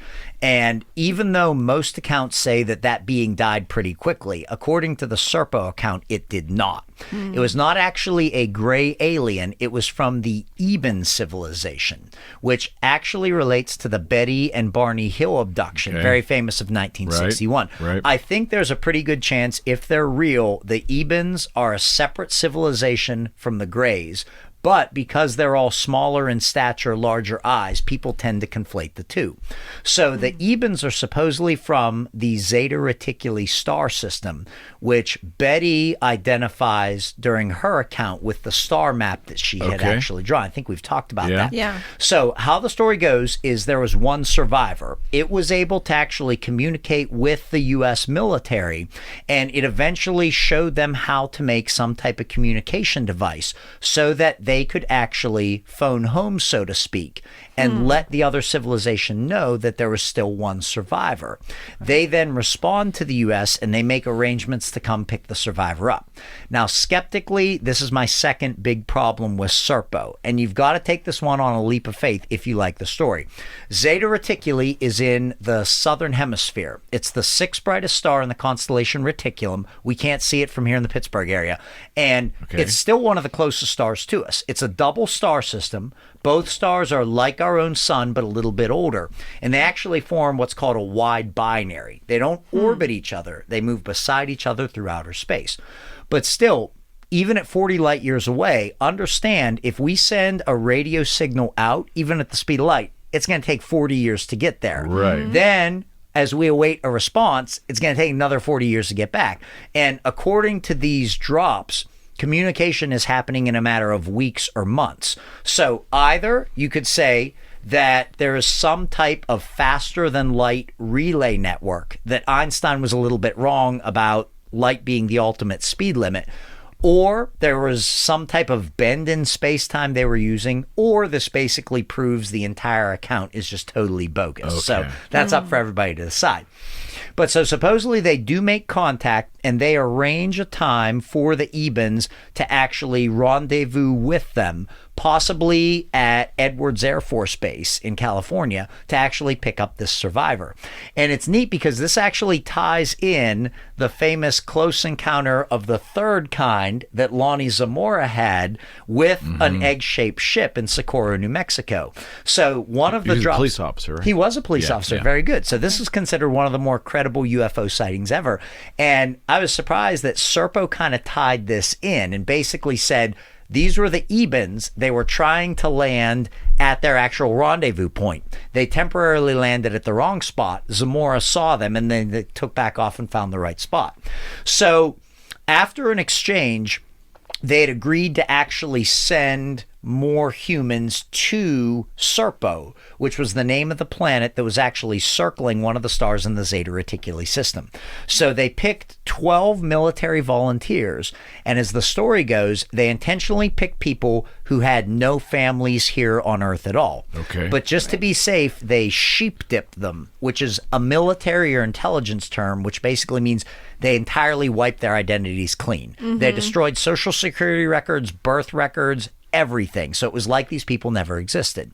They didn't even allow the people to call each other by their name. They gave all of them 3-digit numbers to identify themselves, except for the commander, who is simply called the commander. So with one of the rendezvous with the Ebens, 12 of these people go back to Serpo with the Ebens. Okay. Now, as the account continues, on the way to Serpo, they're put in some type of stasis or hypersleep. So the journey didn't take 40 years, but it supposedly took a couple months. Okay, I'm sorry. Can I pause you for a second? So wait, who is making this account? Like, where'd this account come from again? This came from a user named Anonymous, Okay. who started to drop this information. to... Okay. Exactly. Yeah, okay. And In 05. What's that? In 05. in 05. And on one hand, you could say it would be so easy to hoax this. But at the same time, when you actually read the Serpo drops, you're thinking to yourself, if this is a hoax, this is one of the most detailed, Right. elaborate hoaxes ever. Right. You can also say there's not really even pressure for intelligence agencies at this point to put out this kind of misinformation, because it's not distracting anybody from any actual thing. It would only arouse more suspicion. So I think there's a good chance at least some parts of this are actually real. Okay. So on their way to Serpo, one of the 12 allegedly dies while they're actually in hypersleep.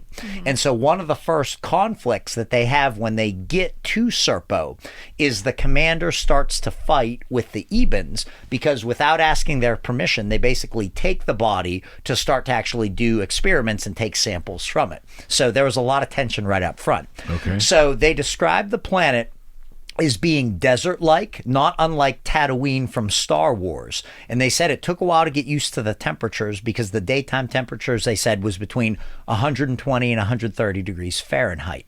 And so they had lived there for about 12 years just mapping and describing the Eben situation or civilization and learning about them. So there's a number of accounts, but one of the things that concerns me is one of the drops, they just list all the supplies that they took with them. And there were video cameras. There were thousands, literally thousands of rolls of film because they were required to document all of this. Okay. So one of the things that doesn't quite hold weight to me with the Serpo account is if you actually took all this stuff with you, how are there not some photographs that survived? And if you read Anonymous's drops, it gets to the point where they're about to release photographs, and then all of a sudden there's a hacker attack. The whole site goes down for a while, and then when it comes back up, Anonymous is like, oh, I better not release those photographs. So was it real and he was getting close to putting out something that could not be refuted? Or if this is a hoaxer, is this a point where it starts to get really, really difficult to actually hoax it? So they go this direction. So just to kind of wrap it up for you, out of the 12 who go, they claim that about 7 people came back. So 1 died on the way there, 1 or 2 died while on Serpo, and then supposedly a couple of them just bucked the orders from the U.S. and decide not to come back. They like the simpler, even way of life, and they just decided to stay on Serpo.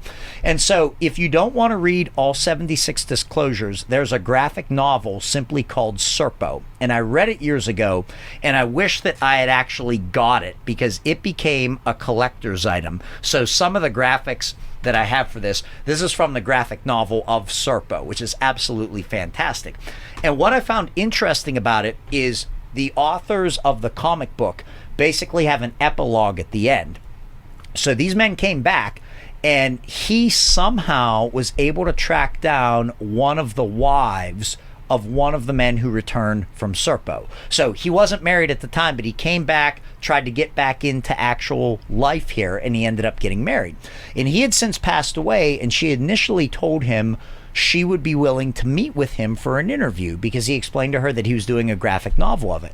And so he showed up at her house at the day and time, and he said as soon as he got there, he could tell that her mannerisms, her body language were entirely different. She stood at her front door with her arms crossed, and she looked very on edge. And he said he approached the front door, and she said, I'm so sorry, I can't meet with you. They got to her. And he said, well, why is that? And he said, she didn't say, but he looked down the street, and right down the block, there was a car parked with what looked like 2 G-men, 2 government men inside. And I found that very compelling because that was basically from the author of the comic book itself.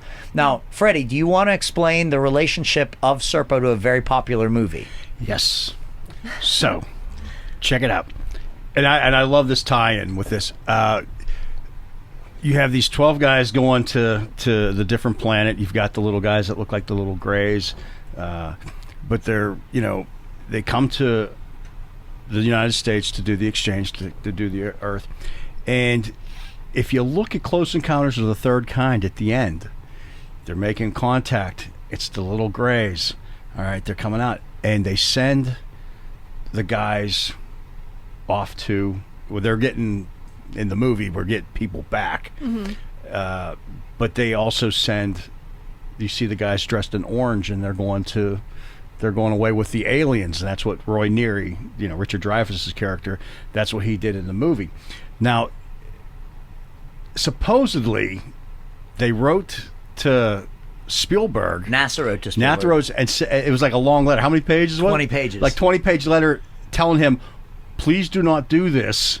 Please do not talk about this. Please do not release this movie because, and only one can speculate, he was right on the money. Oh, that's insane. I never heard that before. Yeah. There's apparently Close Encounters of the Third That Kind. is crazy. There's I've apparently never a seen really that high movie. degree of secrecy on set where not even the actors and actresses could have the entire script at once. They couldn't take it with them. The other interesting twist about that final scene, correct me if I'm wrong, when the ship lands, the humans that come off, weren't they the fighter pilots that disappeared on Flight 19? The Corsairs, yeah. It was all these different guys. But that's the classic line. Einstein was right because they never aged, and these cats are coming back. But it was the Flight 19, the Avenger party, the training mission that got lost off of Florida in the Bermuda Triangle. So that's what it was. There's all these things that got lost in the Bermuda Triangle, and all these disappearances. Like school kids and stuff like that. And that's what they're bringing them back because they were taking way too many. They broke the other aliens broke the treaty, you know, and they're just taking people, not how that, you know. That's what we should have talked about too. They were given the when they were given the treaty, they were only allowed to take X amount and do so. But when you get into like now, you got cattle mutilations. We'll get into that skin. Okay. Yeah, Okay. We got My mind's so blown. yeah. Right. We're still on presidents, so Okay. Okay. The other Okay. interesting twist was Zeta Reticuli. I don't know if I mentioned this before. I always keep my eye on that star system with extrasolar planet discoveries. And I found it fascinating. Back in the early 2000s, a team of astronomers announced they had found planets orbiting one of the stars in that system. They retracted their finding the very same day they put it out. And I always found that really Come on. interesting. I mean, very that's- same day. Of course. Yeah. Of course. Yeah. So I kind of think that star system is like a no-go in terms of mainstream astronomers. Well, isn't that also where Lazar said that those crafts that they had were from a star system in Zeta Reticuli? I think you're right. I'm fairly That's certain. where, because he said the documents they gave him or the briefs about what this is says it came from that star system. Yeah, it's interesting. That is independently interesting. Okay, so we're going to go to, who's it next? Is it Johnson? Yeah. Before we go to Johnson, you talked about the early 2000s and disclosure. When the web was young, there was a story where a guy claimed to be a time traveler, and he started dropping things in the early, and his name is on the tip of my tongue, and I can't. Is it John Titor? That's it. John Titor. John Titor. That, yeah, that. he Yeah. was- Can he we go was- there for a second? Yeah, you want to go there? I've never heard of this before, and I'm a big fan of time travel. Well, let me ask you this: is I don't want to waste time for people. Was that ever debunked, or did he just disappear? Do you remember when that was happening? Because I remember just randomly stumbling on this before in like 98 or 99 or 2000 through AOL. Mm-hmm. I got on this message board and it was just nuts. I have some visuals here from it. You're lucky as you're talking, I'm like quickly searching on my device. I should have known. Was it Titor? Was it John Titor? It's John Titor. I actually have it. So the quick account of him, and it appears in the tabloids, but he not only shows military insignia, he shows diagrams of the time machine he used, and he claimed that he was from the year 2036. Oh, wait a second. Oh, wow. Did he come back because he wanted to find an IBM computer from like 1976 or something like that? I don't know the full story. What I know is he said the U.S. would be broken into 5 regions after a nuclear war. That was the big thing. So most people dismiss that one as a hoax, but who's to say for certain?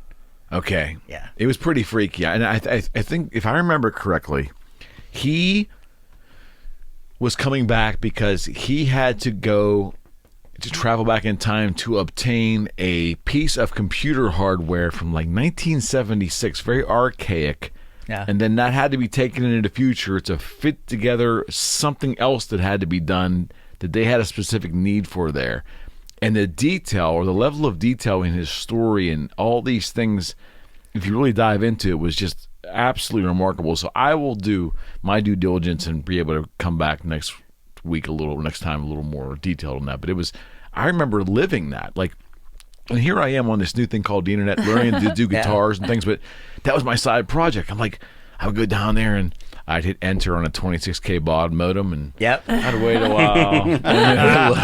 You know, the funny thing about those old websites, they were really jam-packed with information. Like today, if I'm doing searches and I'll find somebody's old like Angel Fire website, I'm like, yep, I'm in. And it'll show like, I visited this one, I still remember, it showed like a rainbow Pegasus at the top and like everything's just in Times New Roman and you're like scrolling and there's the starry background. But as soon as I see one, I'm like, this is awesome. Usually the information from these is so good. So I That's love awesome. still finding those old websites. Yeah, I just remember it was freaking people out. It was this is Well, there was another one. it's like a chain letter almost. Back then, it was like a chain letter. Yeah. It just So the Titor one happened John Titor. in the year 2000. In 2003, there was That's one. it.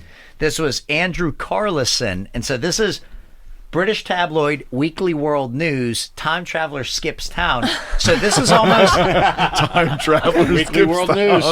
this is like the plot from Back to the Future 2. Okay. So Titor was supposedly an investment whiz time traveler. He shows up in 2003 with $800. He turns that into $350 million in 2 weeks. Then he gets busted for insider trading and disappears.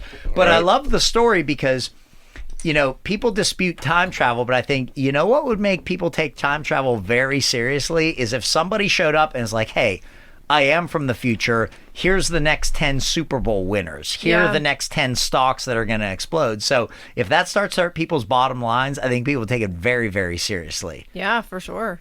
Boy, that Titor thing is just fresh in my mind. I just don't remember all the details, but I do remember him coming back to a certain year and grabbing a piece of computer hardware that was needed Oh, that's for great. some puzzle they're putting together in the future. Or there was information on that computer, and he came back and got it. I distinctly remember, and I will dig that out, but I remember living that. And I was afraid to almost tell my wife at the time that, like, you know, I'm down there like in the office. And I go, dark basement. I'm trying to figure out what the hell this is. You know what I mean? I'm onto something. I'm watching a rerun of MASH, you know, 11:30 at night, and I'm hitting enter. Turn around, watch MASH. Oh, here it is. And it would just, every 6 minutes it'd be come right. back up. Wow. Right. Do you know what's funny about that is like and then obviously because I've just been in the middle of moving and I'm like going through all this stuff, I'll find like old electronics, like an old phone or something like that, and I'm just like, I have a really hard time letting stuff like that go because I feel like it's like important, like Right. absolutely. Because You know what it I was mean? important at yeah, one time. because it's like everything has been deduced to this like one thing. You know what I mean? This one little thing that we carry around in our pockets all the time. But like I have like literally boxes full of like old phones and wires and like devices, Yeah. and I'm just like, what if I need this someday? Like I don't, Right. you know what I mean? Like I what need if this? Right. not like for like myself, but like what if like the world needs this, Well, and I'm the one that has one And left. things were so pricey back then. I mean, like, you know, but Yeah. then he's an iPhone 6 user over there, so we'll just, I am. we'll just leave it. 6S. Give me some credit. I literally 3 days ago I got rid of my iPhone 7. It finally died on me, and I had to get a new one. Dead serious. It finally died. Wait, Eric, didn't you just convert to iPhone? I'm not happy. You're not like it? Oh, come Still on. holding strong with a Samsung over here. Yeah, no, I'll be joining you shortly again. That's why all of our messages show up green in the That's chat. what to it is. Samsung. No, it's because I redecorated to a green theme for aliens. Oh, is that what it is? Yes. Okay, Is that that makes what more that sense. was? Yes, that was me. That was Okay. Facebook Messenger. I It had did that a on cosmic purpose. thing going on there. I Yes. thought you did that. No, thought I you didn't No, do did that. that was me. All right. You're welcome. All right, And if Brad would Johnson. ever get a friggin' Facebook, he could join in the fun. He has one. He's just not revealing it. I don't have much on President Johnson with UFOs. He didn't do much. No, he killed did Kennedy, have though. he did have the Gulf of killed Tonkin. Kennedy. He did man. kill Kennedy. I mean, he's in on He it. killed Kennedy, yeah. One of the most interesting pieces with Johnson in the Kennedy assassination actually comes from some of the staff at his ranch. They said prior to that year, every time Kennedy was in Texas, he rolled out the red carpet, had a big party at his ranch. They said that time there was nothing at the ranch at all. So it's like he knew that something, because part of the reason Kennedy was there, Kennedy was pretty upset with Johnson because Johnson was from Texas and they were struggling to even carry Texas at the Yep. time. So from Kennedy's perspective, it's almost like you're failing so much in your home state, I have to show up here to bail you out on that one. So there was even from Johnson's mistress basically heard him ranting on the phone like, those damn Kennedys, they've embarrassed me for the last time. Wait, was there any theory that Johnson had like a secret, like was he opining for Jacqueline Kennedy? I haven't heard that one. I've heard that one. I haven't heard that Yeah, one. there's something historic about when, because Kennedy was sworn in on a plane, right? Well, there is the wink photograph, if you look that one up. So after he gets sworn in on Air Force One, so Jackie Kennedy's still beside him in her blood-spattered pink dress, and after he swears in, he looks behind him, and I should know, but he winks at one of the guys on the plane and they both laugh together, and the photograph is there, and they even talked to the original photographer, and the person was like, it was absolutely despicable. So a lot of people think Johnson knew that one was coming. He did. He told it was his secretary or somebody said that after tomorrow those Kennedys. Yeah, it was his mistress, I think. Yeah, that's what I thought it was, the mistress. Now, the one false flag that we have with Johnson outside of the Kennedy assassination is the Gulf of Tonkin incident. Okay, what's that? Oh, Started the Vietnam War. it did. So Okay. it's interesting how well they can weaponize the media. Okay. So they basically floated the story that in the Gulf of Tonkin, which is off the coast of Vietnam, that the North Vietnamese had attacked one of our carriers. I should know the name of the carrier, but I don't. And they basically used that as justification to declare war and have military intervention in Vietnam. But it turns out later there was no attack at all. President Johnson actually said off the cuff, they could have been shooting at whales out there for all I know. They just needed to actually get in there. So the whole incident, the whole aggression. Was it the Hornet? It may have been the Hornet. That actually precipitated the Vietnam War was basically made up. It was a false flag. It was a false flag. Yeah. Wow. Now, there were some UFO sightings in Vietnam. There are some stories that came out about UFOs engaging American military helicopters, but I don't know how tight Johnson was really in on that. Wow, Nixon.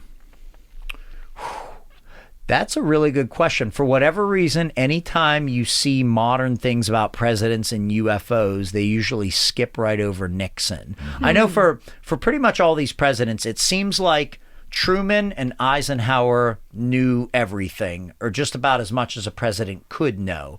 And then they started to clamp the lid of secrecy down. So it seems like whenever any new president takes office, they give him, or I guess her eventually, statement of the situation. They basically bring them up to speed on what they need to know and what's really going on in the world, but they don't tell them everything. Even the president is on a need-to-know basis. But I've never heard anything on Nixon. Have you, Fred? Yeah. Have you? Didn't he go golfing with Jackie Gleason? Oh, how did I forget he, that? He spilled the beans to Gleason? Yeah. So What the fuck are you talking about? Jackie Gleason. Me and Eric just like had it look like. Thank you. It just Yes. popped into my head while we were Yes, talking. yes, You're yes. like Golfing with Jackie Gleason. So I'm like sitting there going, Yes. yeah, I don't know anything about Nixon. Oh yeah. Yes. So check it out. So Jackie Gleason and Nixon were friends. All right. And they golfed. And Okay. Jackie Gleason was a big UFO Oh, really? nut. And he claim that he actually It was at Homestead Air Force Base in Florida. So do you know the story? I do. Do you know Thank it better you. than You've mine? got my back twice tonight. This has been awesome. So they're talking about it on the course, and Nixon's like, hey, after this, I'm going to take you someplace. So Nixon was currently the president then? Yes. Yeah. So Okay. it was nighttime at that point, and Nixon does not have his Secret Service go with him. It's just him and Jackie Gleason in a car.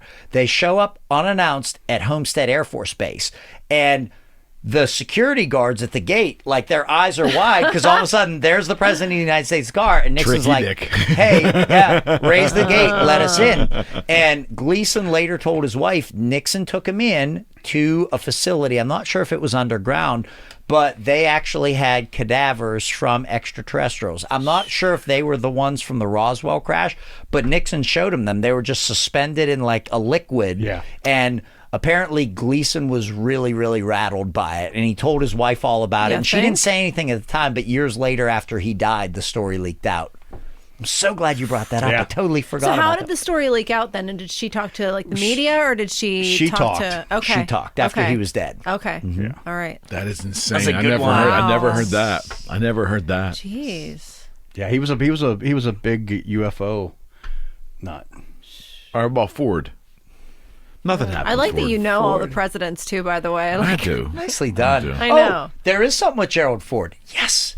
So this actually ties in one of the best UFO memes of all time. Gerald Okay. Ford has a relationship to the swamp gas explanation.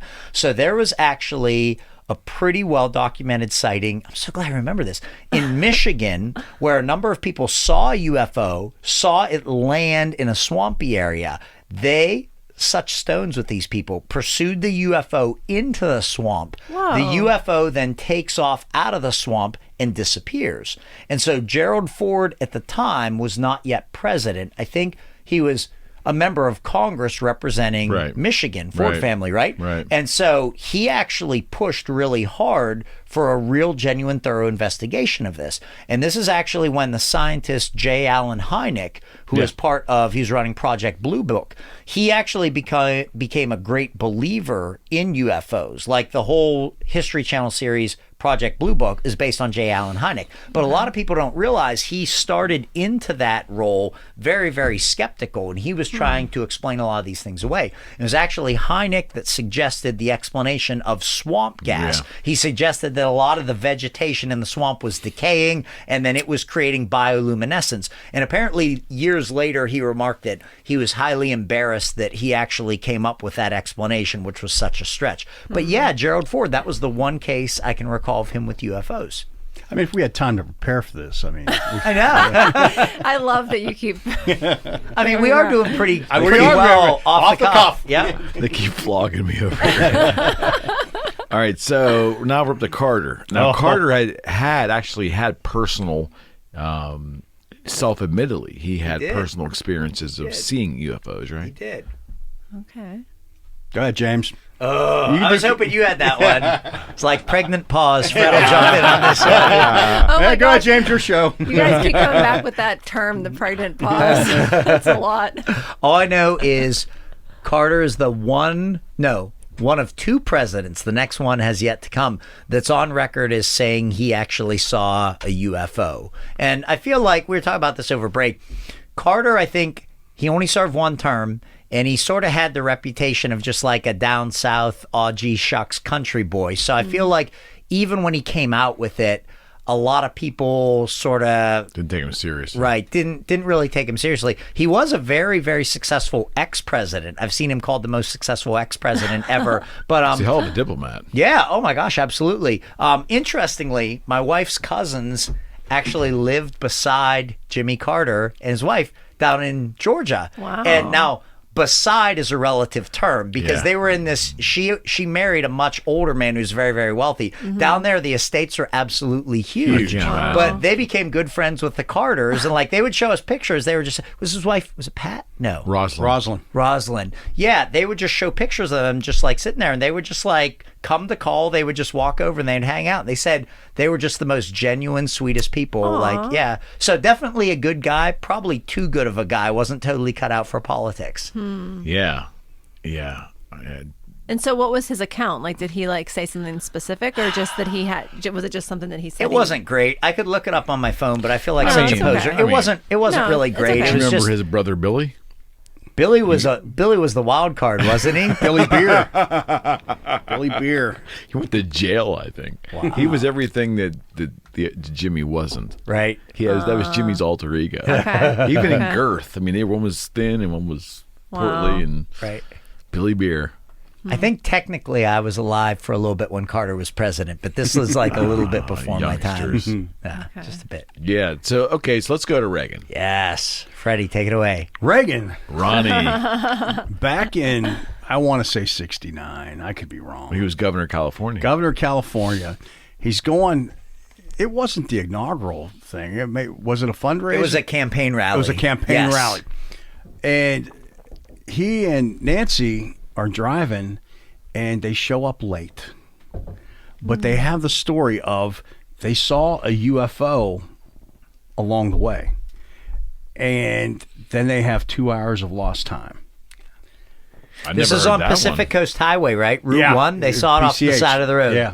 And figure there's a lot of UFO activity off of that out there. You know, they claim underwater bases and stuff like that. Right. So yeah, so he actually comes forward and says, "Hey, check it out. We saw a UFO, and oh, by the way, we're late." You know? And they were apparently rattled when they showed up. Yeah. They said Governor Reagan was highly distraught at the time, and so was Nancy. Yeah. Wow. So, Yeah. but that is And an so actual, they just said it like without even like.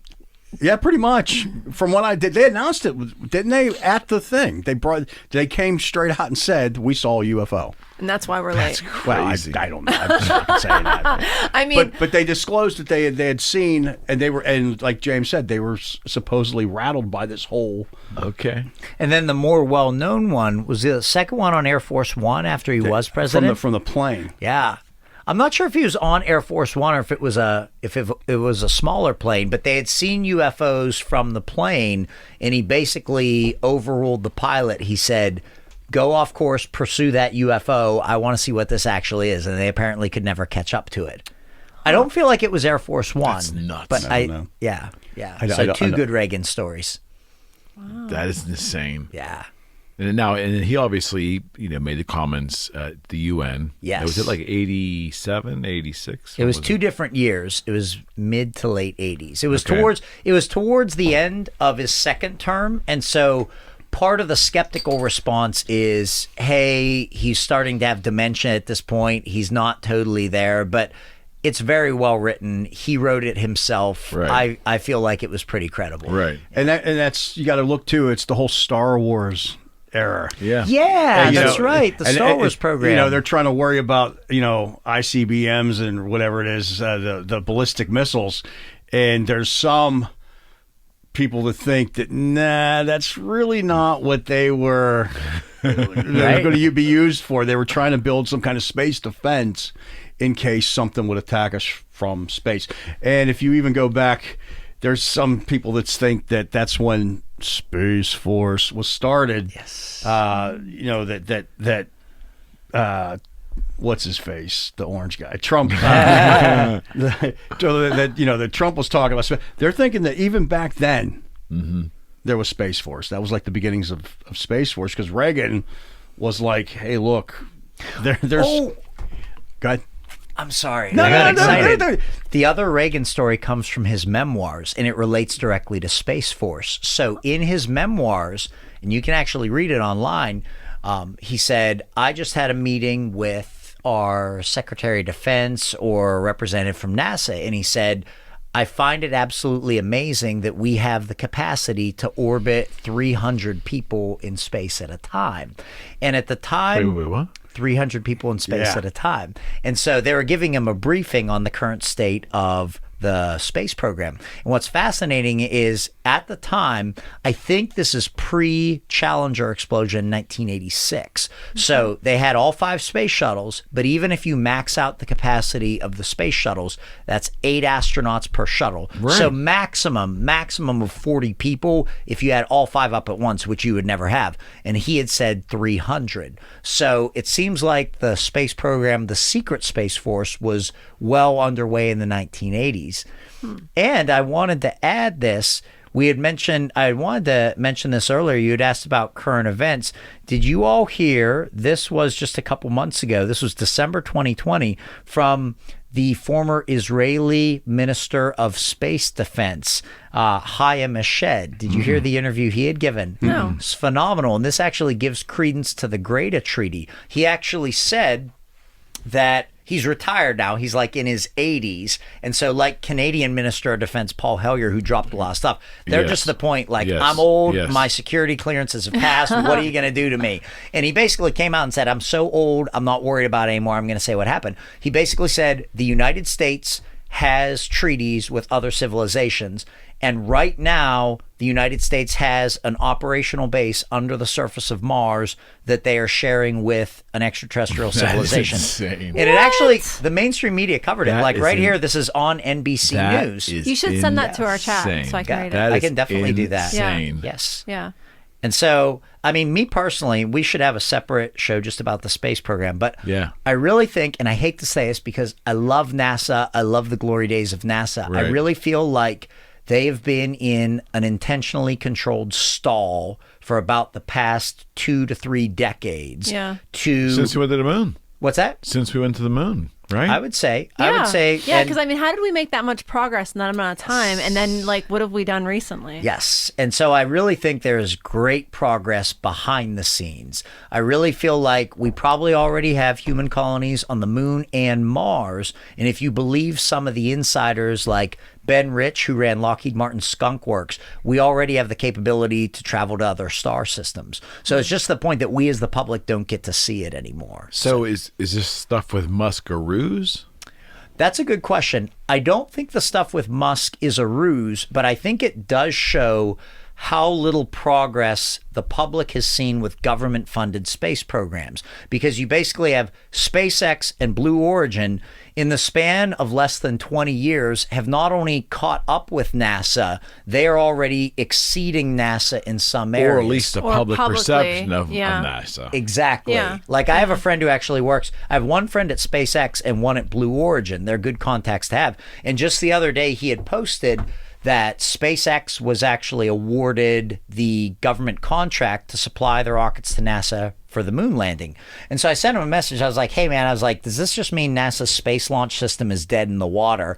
And basically, he said the same thing that my NASA friend said. And they basically said, they're probably going to fly the thing like one time because they've literally spent hundreds of billions of taxpayer dollars on this thing. And then that's going to be it. And what I share with my students, I don't know if you all have seen drawings of the space launch system, but it's basically a huge Saturn V rocket and then 2 solid fuel space shuttle booster rockets on the side. So I say to my students, I said, look at what technology you guys as teenagers use today. I was like, probably all of you secretly have your cell phones on you. I was like, with my 6S, I probably have the oldest cell phone in the whole class. I said, all of you, even if your families don't have a lot of money, you've probably got one nice flat screen TV at home because they're so cheap now. You get a nice one for like $300. I said, you as a teenager, all the technology you're using in your life has all been out, developed, perfected within the last 5 years. And then I show a diagram of the space launch system. I'm like, think about what NASA is using today. This is supposed to be the most cutting edge program we have out there. And they're recycling 1960s technology. Like all this is 1960s technology. And I say to the kids, is there any other aspect of your life where you're still using 1960s technology? Are you breaking out a slide rule in math class? No, like that would be ridiculous in any other facet of life. But we've just been conditioned over the past 20 to 30 years to just kind of accept this as normal with the space program. Yeah, you know, that's a great point. Like, you think about it, you know, it's NASA and they have the museums and all this stuff, and they make movies about Apollo and all this stuff. But really, what the hell has happened in the last 30 years, 35, 40 years? Yeah, Nothing. and what would be the point to The not... space shuttles were a goddamn joke. They stretched that whole thing out to 20, 25 years. Well, I mean, really? Hold on there, friend. Hold on. I like the space shuttles. Now, I will say they weren't inspirational like the Apollo missions because they didn't get to the moon, but they were engineering masterpieces. Like, people don't realize how many of them flew. There were 135 shuttle missions. 133 of them got back safely. And like, it was an awesome piece of equipment. It was basically like a pickup truck they could take up into space. Like, they deployed Hubble that way, different satellites. So it was very versatile, but not only... Not sexy, though. It wasn't not sexy. sexy. Yeah. And then I really got frustrated when NASA decommissioned the fleet. Like, they decommissioned them in 2011. Why did we stop that?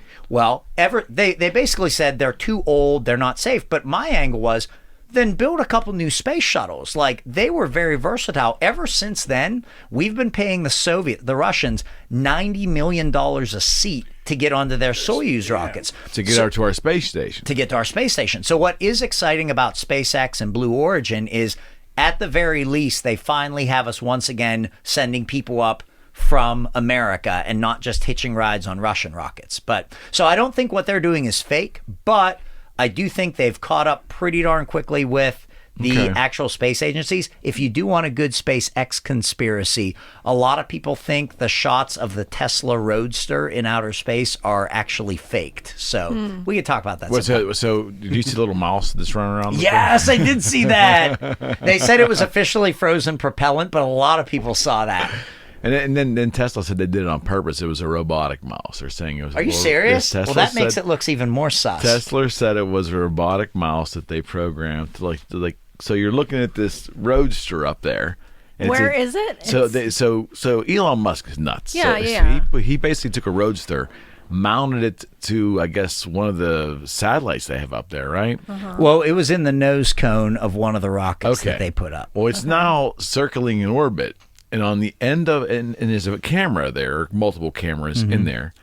And as you're looking at the camera, you're looking at space, you're looking at the driver's seat of the car. If you look out toward the hood, there's like this little mouse that comes out and darts, walks around the hood, and then just a mouse. Okay. See, I thought the mouse was on. Not to call you out, I thought it was on different. I think it was on a launch after that. Okay. The cameras were pointing back at the rocket nozzles, and around the rim of the rocket, you see what looks like a little mouse skitter out and then run around. It's very clear. I mean, there's no doubt about it. It's a mouse. It's just that they're saying it was robotic, and they just did it as a novelty to freak people out. That makes me even more Look suspicious. that up online. My gosh. In terms of robot animals, my buddy just sent me this today. Freaking terrifying. Somebody was filming a rocket at SpaceX. They already have robotic dogs patrolling the I've campus. actually seen that. Terrifying. Wait. What? Like it's like in the reboot of War of the Worlds, which it was just like they just had like a series of it, but it's a 4-legged robot. Is that what's that Boston thing or Boston Dynamics. Yeah, like Google bought Yeah. out Boston Dynamics, Okay. and they make them. But so like, why do they make them look like animals? Like, I don't understand. Like, I don't. It's a more stable. Yeah, I platform. guess that makes sense. Okay, let's go to probably one of the most corrupt presidents ever, in my opinion. Yes. Because I think he knows way more than any deep cover shit this guy knows. Bush. And that's Bush 1. Bush 1, HW. Yeah, I think he comes across as so bland and He was the head of the CIA. Exactly. He was. He knows where the bodies are buried. He knows where they're, and he knows who killed Kennedy. Man, the shtick of Because him he was on there. The He was Simpsons. there. He was Did you guys there. ever see the episode with him on The Simpsons when he's the next door neighbor? No. Oh my God. Is it good? It's one of the best episodes ever. Okay, go ahead. You know, the funny thing is, I totally agree with Fred. I'm sure he knew more than most presidents because he was director of the CIA. As far as I know, Fred, can you recall any actual UFO stories with H.W. Bush? Nothing. Nor that was can I. probably intentional. Could have been. Mm-hmm. You know, Quayle had come on not a late night talk show, but a different show, a variety show on either the web or on television years later, or decades later. And he was posed that question. He was in earnest, said that because I personally really wanted to know, but we as an administration, once we got in there, we wanted to know.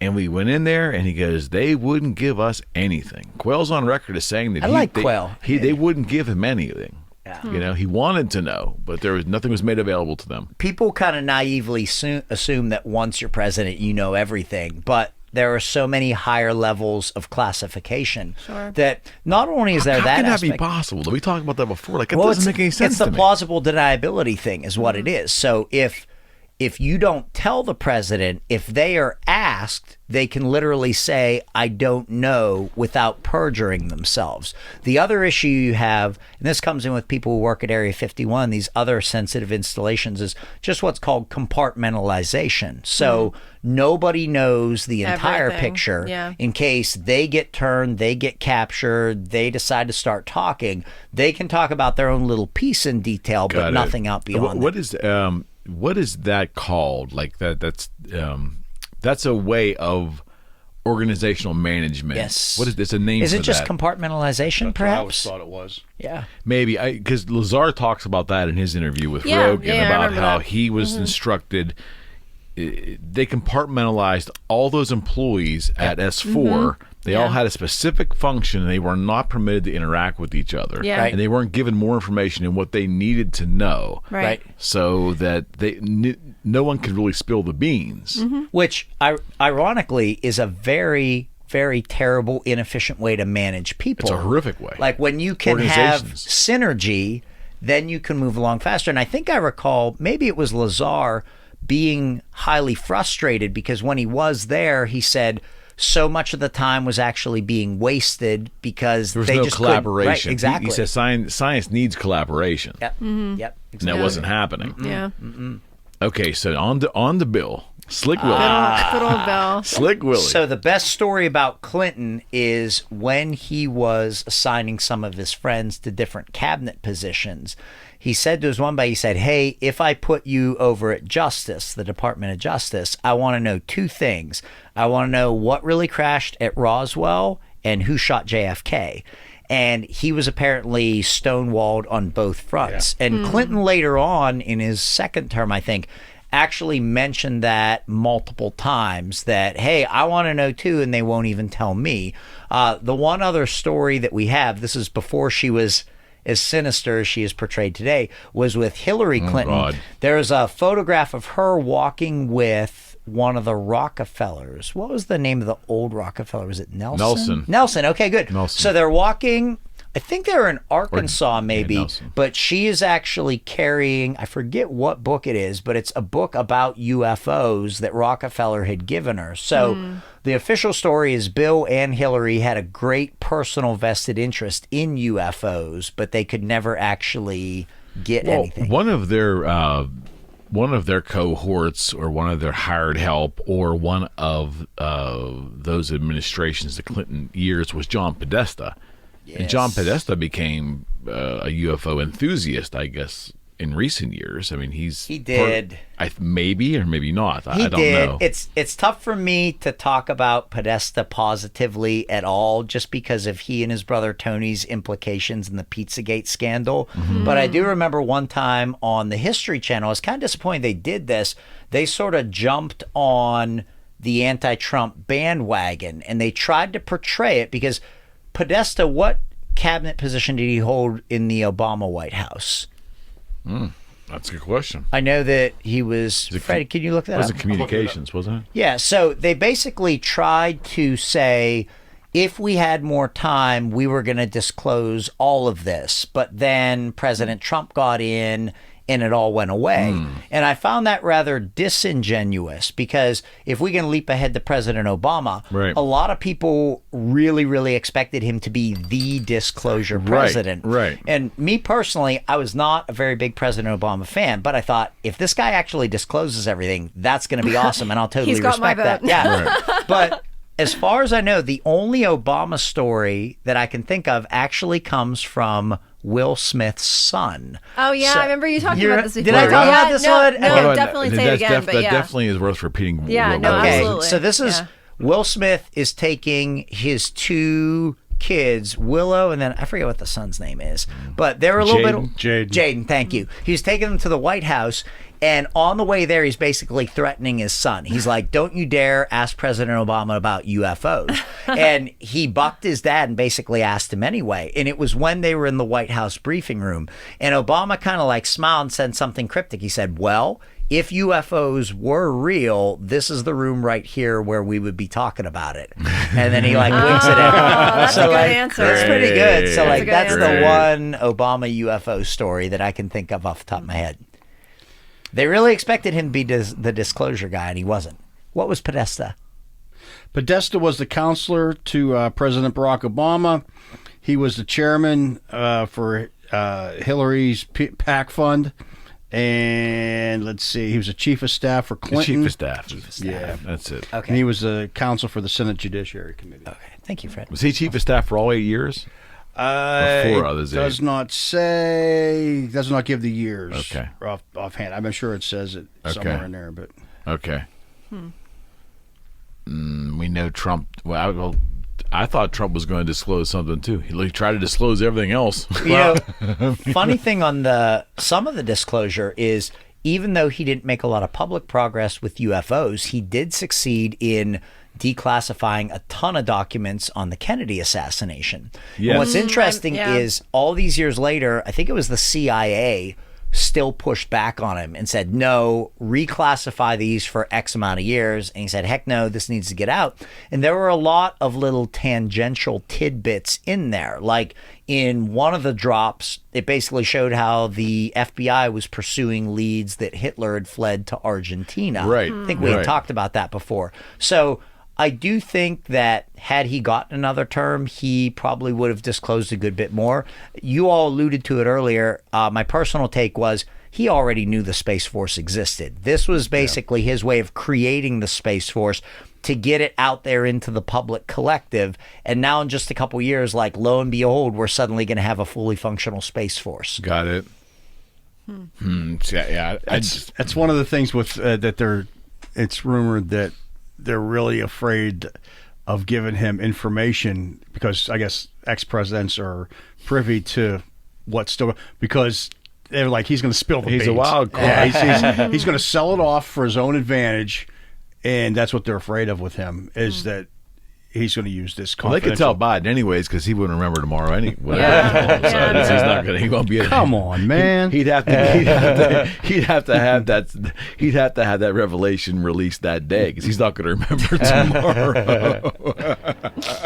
I'm sorry. That's the president's with we turned this into a pretty decent show. This was an excellent show considering you didn't have any direction. I know. My only research was last night watching half of content. Well, the last topic for the day. Let's talk a little bit about time travel beyond John Titor. Just the concept of that, because time travel can change the UFO. It can change the UFO discussion completely, because if we are living in a time right now that has this much technology, if some point in the future as we progress gives mankind the ability to travel in time, then what we're experiencing now is a byproduct, and we're probably interacting with people from the future in various stages of evolution, infiltration.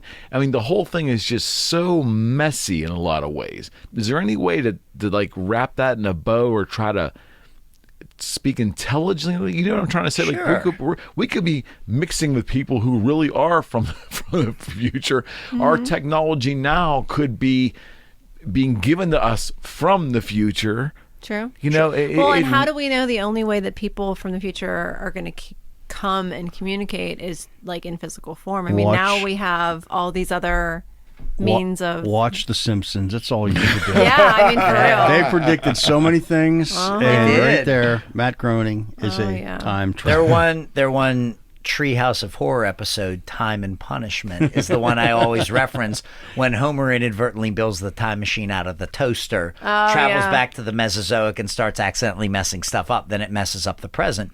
So I guess the one lead into that, your question is an excellent one, but it's also built on an assumption that there is really only one thread of time. Yeah. That as you go forward, you come back to that exact thread. So Sure.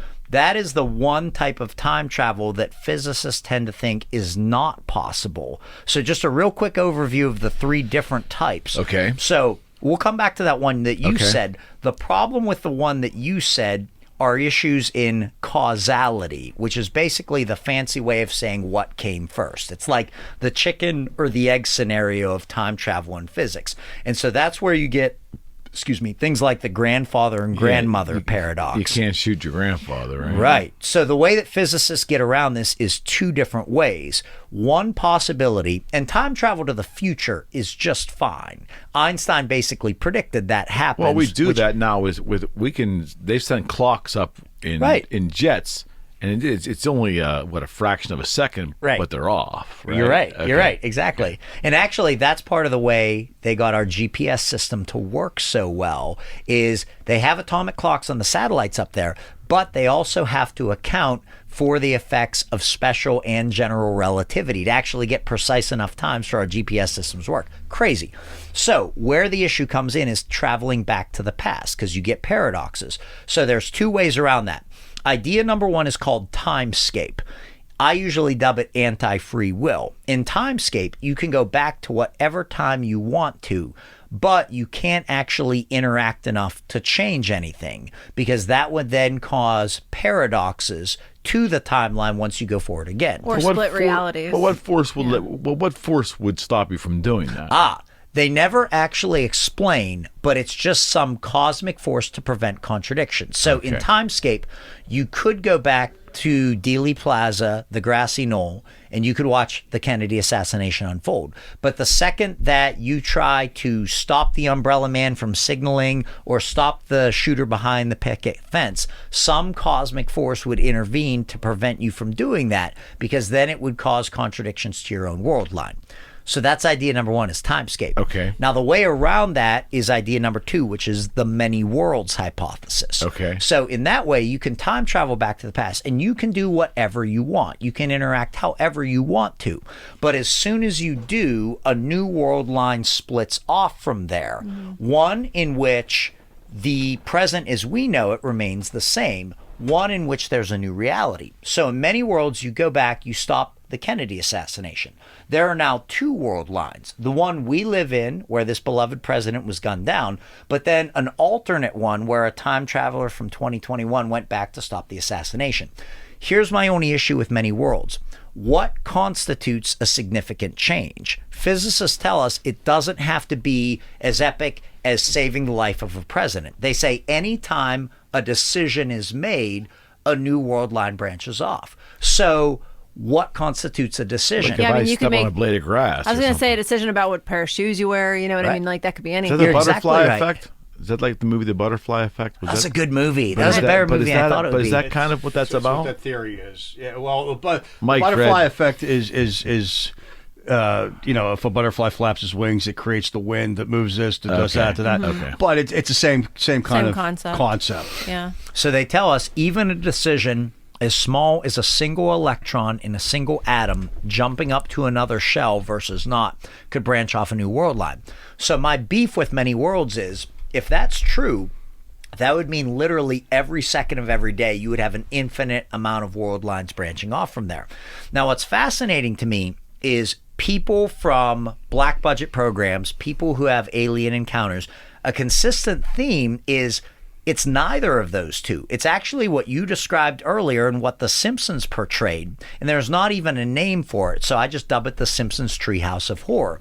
So in this way, you are visiting the past. And as you do, it makes changes to the future. So that's how some people explain the growing in popularity Mandela effect. That's also how one of the interesting twists on extraterrestrials, are we sure that they are actually aliens from another planet? Yeah. So one of the ideas is That it's us. it's us, Yeah. and it's us at different time periods. People ask, what if the Nordic aliens are us in the near future?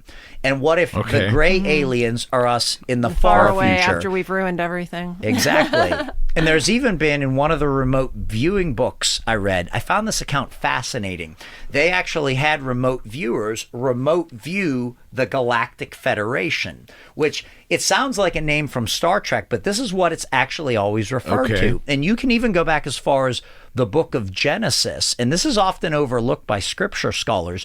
But there is basically a council of angels that are advising God on what to do. And so people who remote viewed this said it was basically like the United Nations, except it was many different civilizations. Now, the really fascinating twist, which I loved, they said that there were representatives from the gray civilization there from 3 different time periods: far future grays, present day grays. And so after the sessions, their monitors asked them, well, were the grays interacting with each other? Did they know that it was actually them? They said they knew that it was them, but they stayed very much apart from their future versions. And I mean, who knows if it's true, but I found that account absolutely fascinating. Right. Yeah. That is absolutely nuts. Why do you think as humans we're so fascinated by time travel? Why does it occupy like a lot of science fiction movies? I think it's because people always like have not, I don't want to say regret, but I think people are always do-over? Yeah, I think people just always are questioning their decisions. You know what I mean? Like, and it's funny because like, I think that it takes away like the idea of like acceptance and people just trusting this idea that maybe like regardless of what your trials and tribulations are, there are certain things that you're just meant to endure and that you're meant to go through, that it's not all about like, yes, you have decisions that you make that like affect your life and you're responsible for your choices, but there are also like, I don't think any of us are exempt from pain. And so like I think there's this idea of this like ideal Okay. that you can go through, that like you can make these choices that are going to like kind of like pull you away from like negative consequences. That's a great point. Great observation. I also think once people start to ponder their own existence, they realize what a teeny tiny whiff of the cosmos we are actually here for. And I think time travel, especially for people that are uncertain about their spirituality, kind of offers us the potential that maybe this isn't all there is. Maybe we get a do-over. Maybe we get a second chance. Or maybe we can see a little bit more. Absolutely. When our mortal coils are cut so short. Yeah, I like that. That's interesting. It's one of the things I like about looking at things that are old is because it like reminds me of like like the breadth of experience that I've gotten, even if it's not like something that I like have that's like Right. you know from my lifetime, like if I see something from like my grandparents or something like that, Right. it like reminds me of like that enduring nature of the world. What is our struggle, James? What is the obstacle now for us to time travel? Is it purely a science development thing? We're just not there yet. Oh, that's a great question. So if you're talking about time travel strictly in Einstein's universe through special relativity, so the faster you go, the slower time goes. Okay. They've already proven this with particle accelerators. We may have talked about this in a previous show. So they will take single atoms that are radioactive. They know how rapidly they'll decay, their half-life. They accelerate them near the speed of light, and then they decay that much more slowly, exactly as Einstein predicted. So we can do it with atoms. The only problem right now is building a ship of the capacity to do it. Now, that's strictly special relativity. If you want to get into general relativity, large masses bending and contorting the fabric of space-time, then all bets are off. Like one of the great You theories... can fold it in a pancake and change the distance between two points. One of the great theories about the Kecksburg UFO crash, which happened not far from here, is people described an acorn-like ship with the raised rim, and some people thought it was the Nazi bell. Now, most people think that's because they brought it here with other technology through Operation Paperclip, and they continued to work with that primitive time machine. Got it. But the other twist is, like 250,000 Nazis were totally MIA after World War II. Where'd they go? So is there a chance that was actually a ship from 1945 that actually traveled forward to 1965, 20 years. So, I mean, there's a chance we already have it. Now, the super wild card is some physicists don't think time exists at all. Yeah. They think it's simply a human construct that we have created to try to make sense of things. And what I find fascinating to kind of add to that is anytime you hear people talk about near-death experiences, a common theme that almost everybody says, and it's fascinating. They say, I could see everything, and it was like everything was happening all at once. And you hear that consistently over and over and over again. How do you describe that? That's indescribable. They have a very difficult time doing so. They say that's the best way they can describe it. Everything is happening all at once. And it kind of reminds me of, and this is like, it's not going to sound related, but like for whatever reason, it just like struck this memory of like an article I read about biological age compared to chronological age, because they've started like trying to kind of like identify, like, because like chronological age just doesn't fit everybody. You know what I mean? Like it doesn't mean the same thing for everyone. And so there's different like environmental factors and different, you know, whatever that like show, you know, a person's age basically, but it's not always the influx of time that they've endured.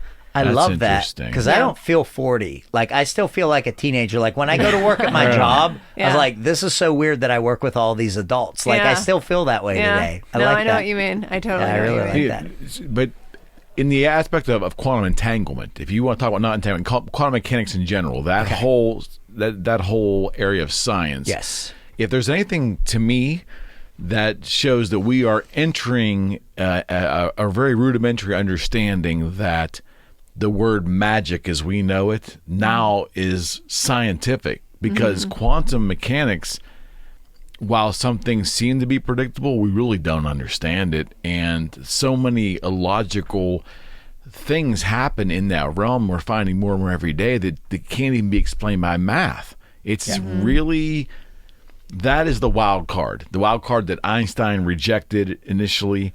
And the wild card that we're now, and we have been for decades now, we just assume is reality, although we really have a very remedial understanding of it, right? I think quantum mechanics is spectacular because it truly affords the possibility of free will. Like your question's a great one. That's why Einstein hated it. He, at his heart, was a classical physicist. He wanted everything to be orderly, and if everything truly did work in the realm of classic physics, you could run things backward, run things forward, and know every single event that was going to happen. And so people, if they believe in a personal God, they tend to assume that God knows everything that's going to happen. Quantum mechanics, not to undercut God, kind of goes against that idea. It's Okay. almost like God doesn't even totally know, because on the scale of the tiniest minutia, there is this uncertainty that we just don't know how it's uncertainty actually going to principle. play out. Absolutely. So I like that idea a lot. People also think, throw one more theory at you, they think time was real up until like 2012, and it's not real anymore. So 2012, I you had the whole remember. idea of the Mayan apocalypse, calendar which and stuff, officially yeah. didn't happen, Yeah. and then us moving into a new age. At the same time, CERN, the really powerful particle Yes. accelerator, Yes, yeah. started to do some pretty intense experiments. And one time I went down a rabbit hole. I wish I had saved the website, but it basically showed photographs that people were taking prior to 2012 versus after 2012 of different landmarks, and they were a little bit different. And a lot of people have shared, they've confessed online, like, I don't know why, I can't quite put my finger on it, but over the last couple of years, time just doesn't feel real anymore. And so a lot of people are coming to their own personal conclusion that something is now off compared to how it used to be, which I like that idea. But I can't Yeah. wrap my head around the concept that we created time, because, like, how do you describe time, right? It's the essence of moving forward. Well, it's like we've touched on this before, because it's like, you know, how does an afternoon feel whenever you have like 100 different things to do, as opposed to how does an afternoon feel whenever you're just sitting by yourself and you've got nothing going on. So you're saying that's just not that's not a feeling. There might be something really tangible with that. I'm saying that, like, I think that there is certainly the possibility that, like, your experience dictates a little bit of how things are measured for you. You know what I mean? Yes. Like, I think that to say that we've created time as a means of like an anchor, I think is an accurate statement, in the sense that, you know, in order to relate to each other, we have to have some place to exist together. But Okay. like, I know for myself, like, if I'm spending time alone, like, that's when time can definitely have the least amount of impact on me, or the greatest amount of impact on me. And then sometimes, like, you know, if you like have that like kind of like shared experience, like, you know, we all step into this room and all of a sudden 3 hours flies by like that. Yeah. You know what I mean? Because I've heard that Yeah. you have the personal ability to control time. Sure. While you were talking, and that was excellent, I found the actual article. Okay. So for anyone who's Okay. interested, Okay. just Google "this physicist's idea of time will blow your mind." Okay. So this came out in 2018. This was an interview with a theoretical physicist, Carlo Rovelli. And so, if you don't mind me reading this Yeah, quote, please. he has a book called Please. The Order of Time. And so it basically says, time, Rovelli contends, is merely a perspective rather than a universal truth. It is a point of view that humans share as a result of our biology and evolution, our place on Earth, and the planet's place in the universe. Now, here's the actual quote. From our perspective, the perspective of creatures who make up a small part of the world, we see that world flowing in time. At the quantum level, however, durations are so short that they can't be divided, and there is no such thing as time. So let me just give one more paragraph from the article. This is from a website called quartzqz.com. In fact, Rovelli explains, there are actually no things at all. Instead, the universe is made up of countless events. Even what might seem like a thing, a stone, a table, say, is really an event taking place at a rate we can't register. The stone is in a continual state of transformation, and on a long enough timeline, even it is fleeting, destined to take on some other form. Yeah, and that ties in with quantum mechanics, And like because- doors of perception and all that kind and of stuff. particles coming in and out of reality. Yeah. I mean, that's deep. That's deep. That's really deep. Stardust, Eric. Yeah, that's really deep.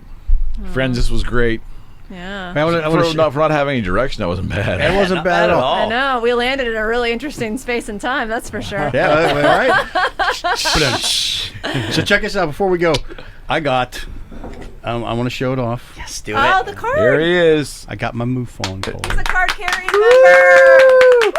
So I'm all happy. Thank you, James. Thank you, Fred. Fred is on his way to becoming a MUFON field investigator, and That's he's so going to be exciting. awesome at Oh it. shit! I'm looking forward to That it. is so exciting. Oh, you guys are gonna have such good stories to come back with. I us. can't gonna be wait. great. No, I can't know. wait. And Eric and I are gonna get the benefit without doing all the work. Exactly right. I love that. I had that happen today. I didn't do any work, and look what happened. Like, all this good stuff happened. That's awesome. No, I appreciate it very much. This was pretty deep today. This last section of time travel, and now I'm all screwed up. That book was The Order of Time. Is it Ravelli? Let me read it one more time. It is theoretical physicist Carlo Ravelli, and his book is The Order of Time. The Order of Time by Ravelli. Okay. Yeah. That's going to be a required reading. From Absolutely now, will for be. this. Okay, now the next show we're going to do a couple different things. Maybe we definitely to make a point of that. We definitely want to dive into the moon next time, Yes. and we'll have the benefit of Visuals. the visuals. But you also mentioned because we just don't do UFOs on here. We do paranormal. We do just conspiracies. I would love to talk about money. Yes. I have a Because presentation. because I called- don't know a lot. You think I know about investing and so forth, but Yes. the broader conspiracy of money, the origin of money, how it's manipulated, how it's created, and how we're controlled by it. Yes. And It's how almost it's its own- also a construct, just like time. It is. Money as we know it is not real. That's almost a show right in itself. That's I Holy think shit. it is. That's needs All right, to we're going be. to start with the moon. And money might be show 6, but for show 5, we're going to do the moon. Eminem. And I will say, not to overstate it, I think potentially, as long as we have a TV, it Yes. could be our best show ever because the geez. visuals are going to be out of sight. Stunning. I love- Apollo is my wheelhouse. I mean, we could do so many things on Apollo. I'm excited. All right, friends, thank you very much. All right. All right, show 4 is wrapped up. And thank you all. We are out. Hello, you're listening to the Eric McKenna Project.